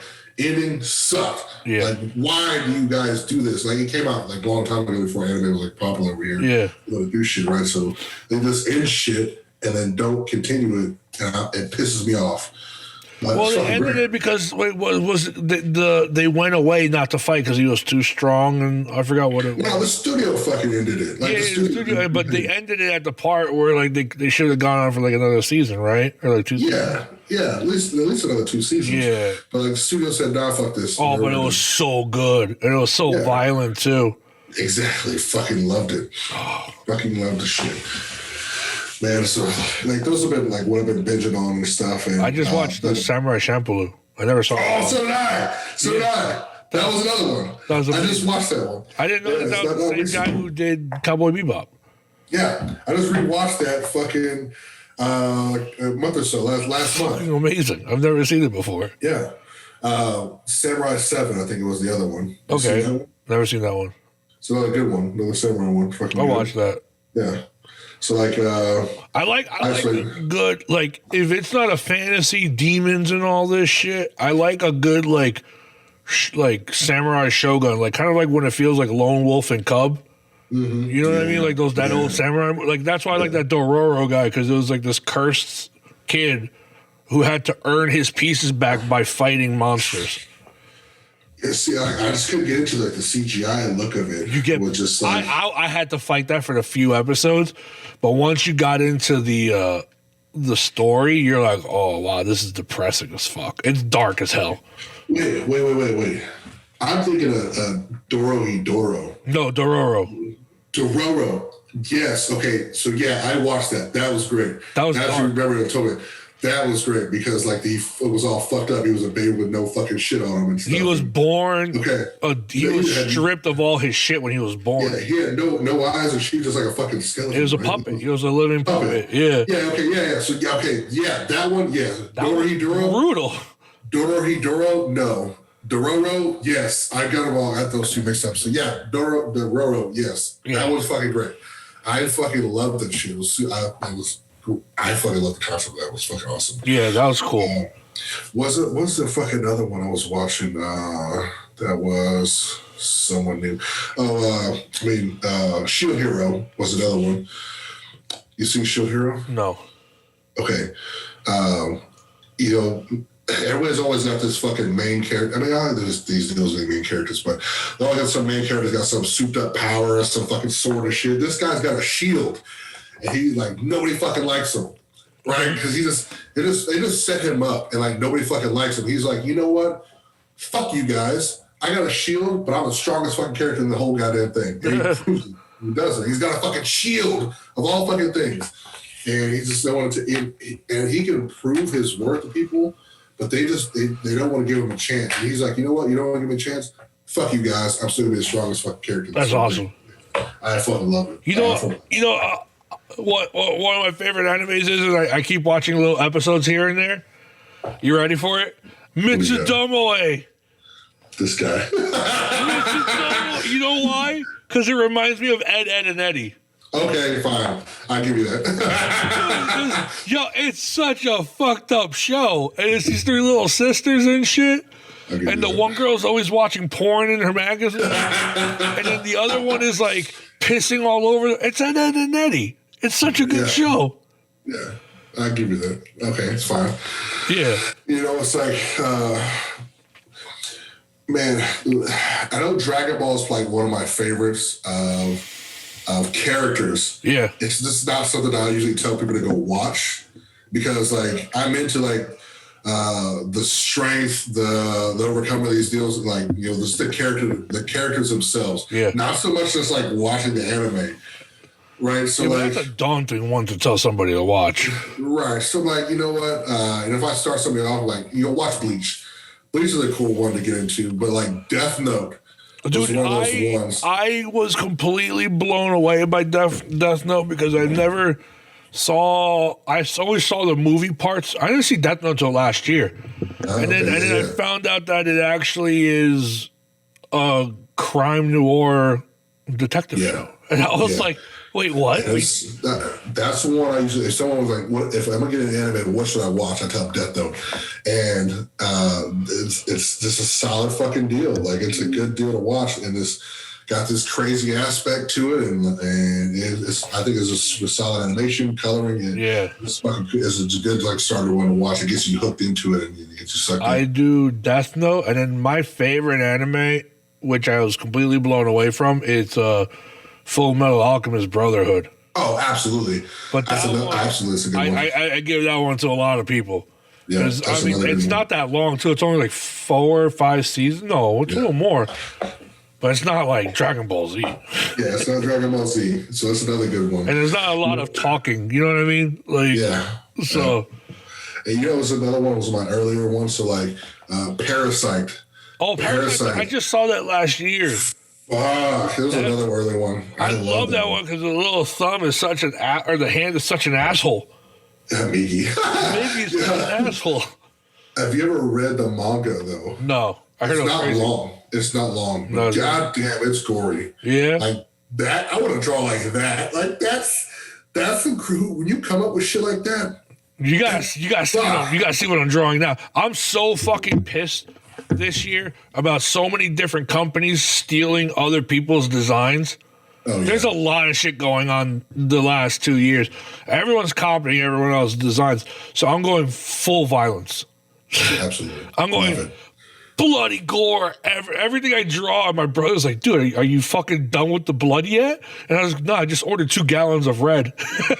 Jesus. I love to see it. I love it. Yeah. Fucking do it, man. I don't give a fuck. I'm so pissed off at people fucking doing that shit. So, like, that's why I've been watching a lot of violent shit. Just because I want to draw that stuff so much. I love drawing good blood splatter. I fucking love it. Yeah, get into it. I give it to him, man. Like, it's hard to see somebody try to copy your style and shit. And, fuck them. Like, if anybody's like, this is not it. This is not it. Well, I don't think anybody's copying my shit, but it's just everyone is kind of like, I'm not seeing a lot of integrity with brands keeping to their stuff. You know what I'm talking about? And like, if someone tries, which is so cool about your artwork, is it's so original. If I see it, I'm like, that's Frank's shit. It's fucking unique, right? But you got people who do these basic things, they'll copy them all and do the same shit. Yeah. And I see. There's a company I've seen that does some shit. It drives me fucking nuts, bro. And I'm like, these are the same fucking things. These are the same thing. And I don't like doing a lot of pop art stuff, but I am trying to redo the Texas Deadlift Massacre with Jen from Deadlift Till I'm Dead. Yeah. So I'm trying to do that now, but I'm trying to do that in that hard black and white light that we were just talking about, and I haven't done that in forever. I've redone that drawing like 4 times already. It's gonna be so fucking worth it. We'll see. But I'm just like, I'm so pumped for that. I love all of your shit that you do. It's just great because I get to see the work. And like when we were going back and forth, you showed me your time lapses shit. I'm so blown away by your meticulous planning of how your lives go. Even though they're all over the place, it seems like if you watch, because being an artist and then just being some regular person just watching it is different. Because like watching you meticulously kind of do stuff and do things back and forth, and it's just like I jump all over the place. How do you think of this shit? How does it get in your head? You just kind of it's like that's like it's like if you see it in real time, it's very slow. But when I get into flow, I'll have an idea over here, and I just jump to there, and then I just jump back, and then unless I'm doing a shading where I have to just get that same hatch through the whole thing, if I'm sketching and figuring shit out, I'm just all over the fucking place. And it's just cool. It's cool to watch. Like the technology, watching do like I'll watch this shit. I could watch hours. Of you That's all I watch shit. online is people draw. It's like I don't care about the final piece. I want to see you sketch the fucking thing. So it's nice. It's dope. It's immaculate. It sucks now because I know you like the draw over stuff, but I have So I do everything on my tablet, but my family just got me a whole new Cintiq. Oh yeah. Which is cool, but it's Photoshop. Photoshop doesn't have a screen record, and I'm not gonna hit screen record every time I draw on it. But I want to draw on it now because the Cintiq is like 30 inches. Yeah. So it's like taking a tablet, like my hands barely fit on it. So now it's fucking. So yeah, I thought there was a thing for Photoshop to record, but I guess not. I'll look it up. I mean, I have a cracked old CC, Photoshop CC. I don't buy any programs. Oh, yeah. This is for anybody that's listening about, like, how many people do you get DM you and say, hey, man, what program would you use to draw? Like, I get that shit all the time. On my art page when I post stuff, I'll hashtag it and it's still asking me. I tell everybody, even when I worked in professionally, like 3D, I've never once paid for a program. The only one I've ever paid for is the Procreate one on the iPad. That's worth it. That's $10. And I got it for a lifetime, right? So that's the only one I paid for. Everything else, no. I've never paid for anything of a computer. Yeah. So you know what was cool when I was drawing on my my little tablet I had that was connected to my MacBook was Fire Alpaca. What? Fire Alpaca. You ever heard of that one? No. What is this? It's another drawing. Like this is one I heard was free and stuff. It was the first one I got. It was the first thing I drew. The first thing I made my own little like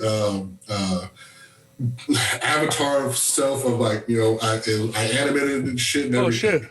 Like I made the mouth move and shit. Fire Alpaca. Fire Alpaca is a free little program and shit. And it was the first one I used. I still have it on my fucking Mac, and I have this little tab I would draw on. It was the first one I used, and I made like a Goku Black Rose. It was a shitty fucking deal. It was the first one I was trying to. Fire Alpaca, free digital painting software. Yeah, that was the first one.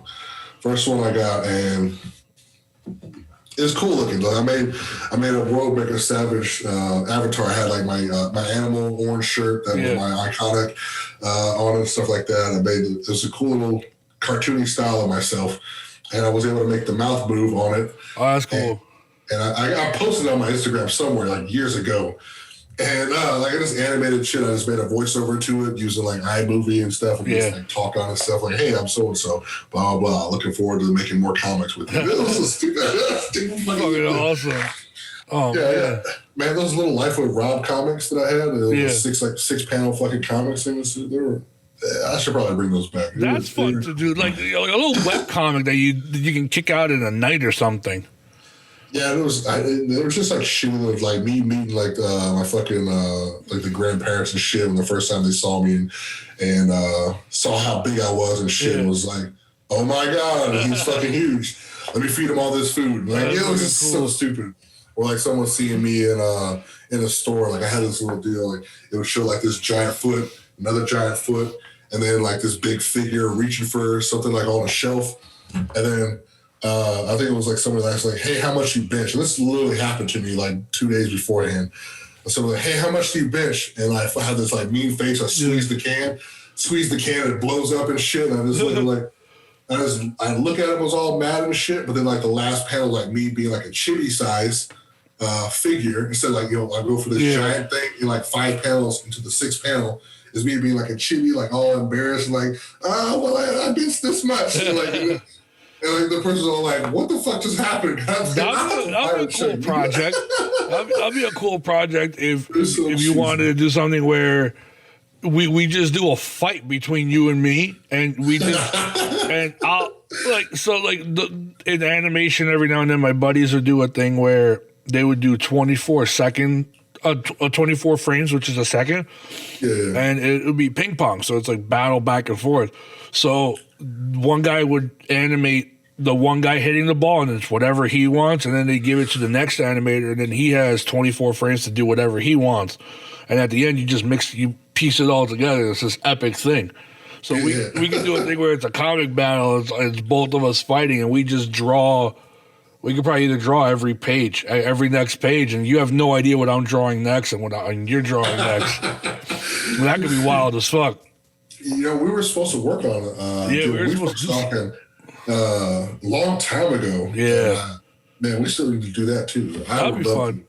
The comic one will be fun too, because we could do that quick and dirty. You know what I mean? Yeah. You can have fun with that shit. So I think that would be fun. That'd be a cool little practice just to keep. And the whole thing with all these like little practices is just to kind of keep consistent. Yeah, absolutely. So you don't end up going 4 months. 100%. Dude, man, it's been so long since I've drawn. I'm pissed about it, but gotta get back into it. I need to, man. I need to. Yeah. I need to. We start drawing some anime titties or something. So long to keep my interest. Triple titties. Triple titties. Paint them blue. I don't know. I was getting pretty good at there for a second. Yeah. I don't know what I'm going to do with this skill, but... titties are hard to draw. Absolutely. They're really hard to fucking draw. People do not understand that titties are hard to fucking draw. They are. I got pretty good at it for a second. Fucking rough, man. Every time you got to draw... And then when you draw a female design for a shirt, can't just draw like anime titties because nobody's going to buy the anime titties other than the creepy dudes. I don't know if you ever remember the shirt I made for Thick Bitches Will was the title of the shirt, right? So like the weights won't kill me, but thick bitches will. And I drew this fucking thick busted anime bitch on a t-shirt. It didn't sell a bunch of them. I sold a couple of them. Right, but this is called like, the weights won't kill me, but thick bitches will. And I had this big dumper ass booty of a fucking anime chick with this big bust on it. And it was one of my funniest fucking designs I had. But like, I'm not like a real popular people that people want to buy shirts from that are like that. Anyway. But it was cool as shit. It was fun, yes. There's a lot of shit I want to put on a shirt that I know for a fact they're gonna sell. I'm just like, I'm gonna save that. I'm gonna keep that one private. It was a collab shirt I did with Dad Bod Barbell. Okay. And them. Oh, those guys are great. So I got the design. We gave them the design so they can sell their own merch and shit. Could basically use the same interface of like selling stuff. And it made me do this other design part from the. You remember when they did Inktober and stuff like that? Yep. I only ever did 2 days and then I failed. Yeah, I did like fucking 6 or 7 one day, but I only would draw anime bitches. I remember this. Right, so I wish I could continue this stuff. I only did anime bitches. The coolest one I did was the bitch sitting on. I keep saying bitches. I'm sorry. It's all good. I'm sorry for all the bitches out there. I apologize. So I did this anime chick who was sitting on a pumpkin. Oh, I remember I saw this. Yeah, you put it on a shirt. So it said Edgar Allan Poe on it. Oh, yeah. So she's sitting on top of a pumpkin, obviously on the stem, and super thick, busted and shit. She got this face on. I fucking love that one. So I did it in black and white. Everything's all in black and white. So I made that one color, but like did all this. That was one of the ones I put like so much time into. They kind of like burnt me out for Inktober. But it was super cool concept that I did. I remember you doing that one, yeah. I love the chick playing with the fucking Legos and shit. Yeah. And the fucking thick bitch eating the donut. Like, she was hot. Yeah. Can't knock it. I should have finished that series, do all 31. You got a calendar series on a shirt. Exactly. And it was fucking, I thought they were pretty cool. That's fun. Cool. It got me interested in like doing this shit. Like, yeah, I'm going to do this. And I stuck with it for a while. And I made some depressing ass bitch and I was like, all right, I'm done. every time I do a Inktober, I last like 3 days and I give up. So I did it digitally. It made it easier, but like doing it on paper, it's like it doesn't matter. It's just like I just get lazy and skip a day. Yeah. Now, I would do them after work, right? So like it'd be like fucking 11, 12, 1 o'clock, and then at night I'm like, all right, I'm done. I can't do this anymore. I fucking quit this whole damn thing. Yeah, and you take them too serious sometimes. You're like, fuck, man, I gotta make this shit look good. And you're like, this isn't clicking today. You're like, fuck this, I'm not doing this anymore. So that's my issue. Yeah, it get too late, and I'm like, okay, I can't do this. I'm gonna go. I can't focus on this shit. I'm done. I skip a day, and then fucking boom. I'm skipping 2 days, then a week, and all of a sudden, you know what? Fuck this contest, dude. Yeah, it's not even a contest. It's keep busy. I'm fucking done. That's the whole purpose of it. I was like, fuck, man, this fucking thing is fucking eating at me, and I'm not getting any other work done. It's just another way for me to procrastinate. Yeah, pretty much. So, I don't even have anything to do besides work and like. So like, I also train at night too, right? So like, I have to get done training. I'm tired. I need to eat, and then I got to draw to it. I was like, dude, I get home from training at night now, and I just fucking crash hard. Yeah, sorry. No, it's fine. It's good. It's just, but I've been learning to wake up at 7. So 7, I usually draw in my mornings. Yeah. So I draw when I have my coffee. Yeah, see, I don't. I wake up and be like, I'm hungry. Yeah. And I go back to sleep. I mean, I have the whole thing where I'll be watching the news with my coffee and I just fucking fall asleep like this. But fuck that. Putting the CPAP back on and the earplugs don't bother me. If I put the CPAP on like that, I'm going out for 5 hours. Yeah, I'm out. So I'm out until I gotta work. Oh no, I can't do that. I'd be done the whole day. So CPAP is dangerous because I sleep through I never sleep through an alarm, but when I have the CPAP, I'll sleep through the alarms. So I won't sleep through the alarm. I have it's set loud enough, like I can, and it's also vibrate too. And I usually sleep with my hand on the dresser. Yeah. At some point, or even like my back close enough to the dresser where like the vibration for it will wake me up. You know? Okay. Yeah, I feel it. So, like, if I can't hear it, and usually I'll try to keep my watch on too, especially if I'm waking up. I'll put it on. I can't have any jewelry on me. So, like this thing, it'll vibrate. It'll wake me up, right? So, like even if the alarm, it's on silent. It's like the text message, the calls, they won't go through. But as soon as the alarm goes off, the watch will ring. That's Apple. Yeah. You work for Apple, right? Yeah. Apple sucks. I don't care. I don't give a shit what you think about it. I don't care what you have. If you got a fucked up iOS, call me. I'll fix it. No problem. I just dropped my fuck. I just dropped something on my table. This guy. Whatever, man. So I don't sell this stuff, man. So I just. I know. Shit. I just like to hate on Apple.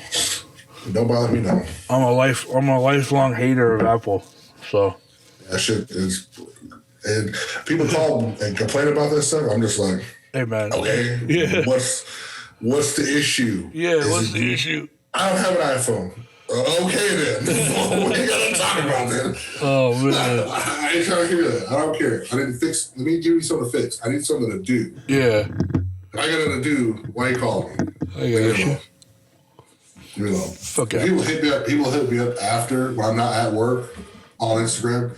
Hey, I got this issue. I'm like, seriously? No. I get that with emails for an order. Hey man, I know it's late and it's like 1 a.m, but my order never came. And I'm like, I'll get to it tomorrow. Dude, I get that every day. Almost every day. Not answering it. Not answering. Do not answer the email till 8 o'clock in the morning. Well, it's not an email, it's a DM. Don't answer it. Yeah, but what if it's a fucking hot chick trying to slide into my DM finally? Is it? No, but you never know. Like nope, nothing right now.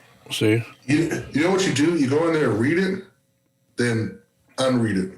Yeah, but then then sometimes I'll put a post up and I get blown up with DMs, and then that DM gets fucking faded all the way down. And then it'll be a week or two that I don't answer the fucking order, and then they end up wanting a refund, and it's just because I slipped up and shit.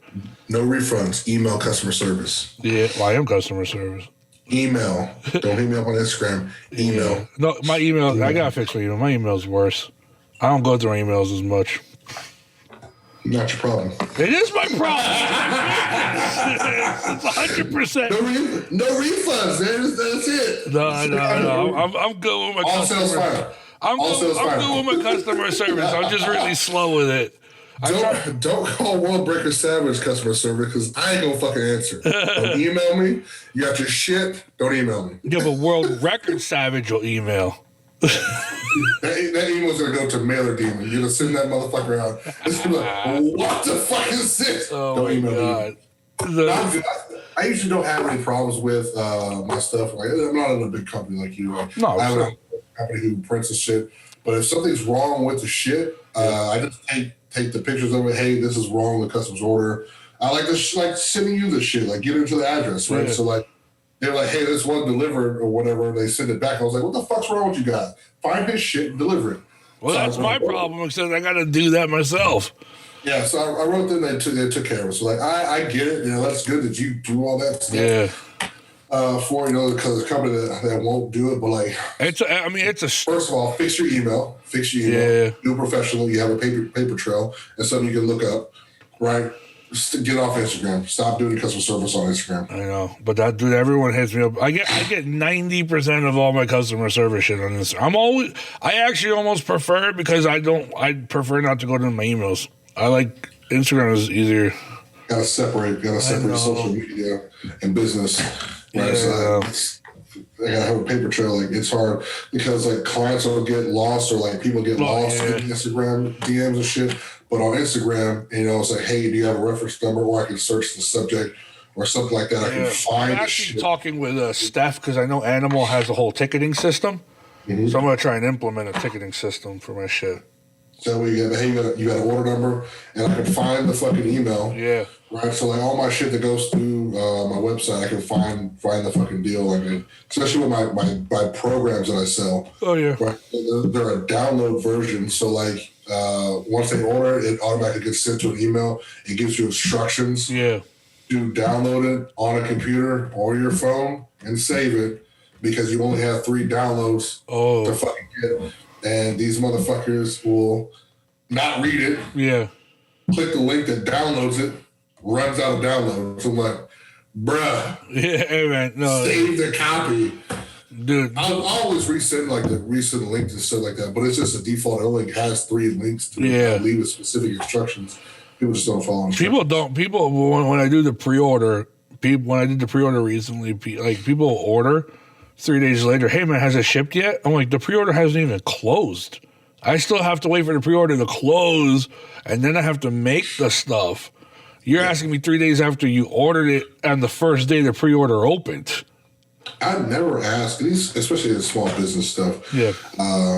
You'd be surprised, man. A lot of people fucking. I never ask. People like more and more people are starting to think that small businesses are run like Amazon. It's totally not. Yeah, I'm like, I always expect my stuff to take like 2 to 4 weeks to get to me. Yeah. Right. And I never rush the deal and stuff like that. Like, cool, I ordered it.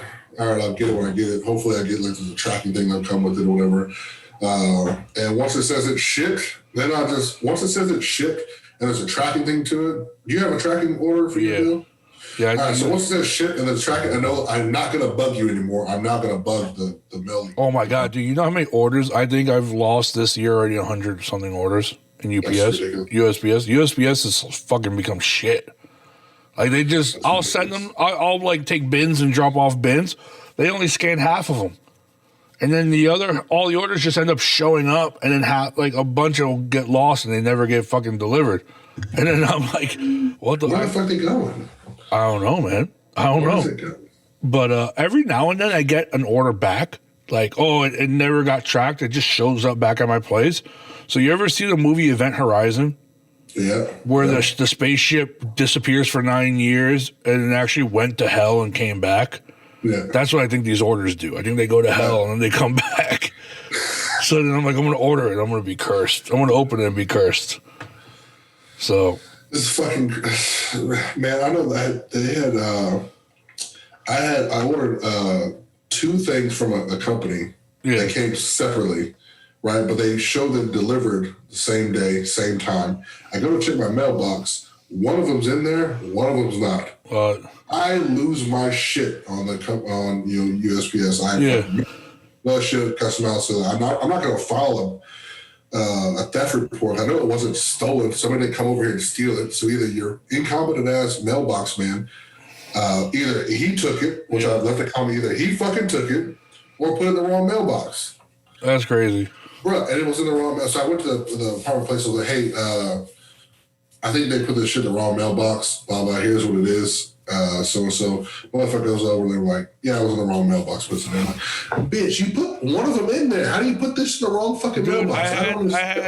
It's not hard to do. Yesterday, an Amazon package. No, 2 days ago, an Amazon package comes. The guy, I open the door. The guy hands it to me, and then he goes, "All right, there's your package." He goes, "Yeah." I was like, "Can you put it on the floor for a second so I can take a picture of it?" And I'm like, "But it's in my hand." He goes, "Yeah, I know, but I need to take a picture that I put it on the floor and left it here." I was like, "But it's in my hand. I have it. I don't need the picture." And I had to fight with him. I was like, "Bro, I don't want to put it on the floor." He goes, "Well, I need to take a picture of it." He goes, "Well, take a picture of it in my hand." He goes, "I can't. It has to be on the floor where I left it." You left it in my hand, man. Look at DoorDasher did that to me one time. Yeah, I'm like, what the fuck? So like they deliver my food. I happen to hear him come up the stairs. Yep. I open the door, get the food. It's like, hold on, I need to take a picture of it. Snaps a selfie of me. I'm like, hey, are you fucking serious right now? I was like, okay, that was fucking weird. Have a good one, dude. Yeah, dude, they're fucking. It's fucking weird, man. Yeah, it was weird. I was like literally holding the package, like arguing with the guy. I was like, bro, I have it in my hand. You just gave it to me. I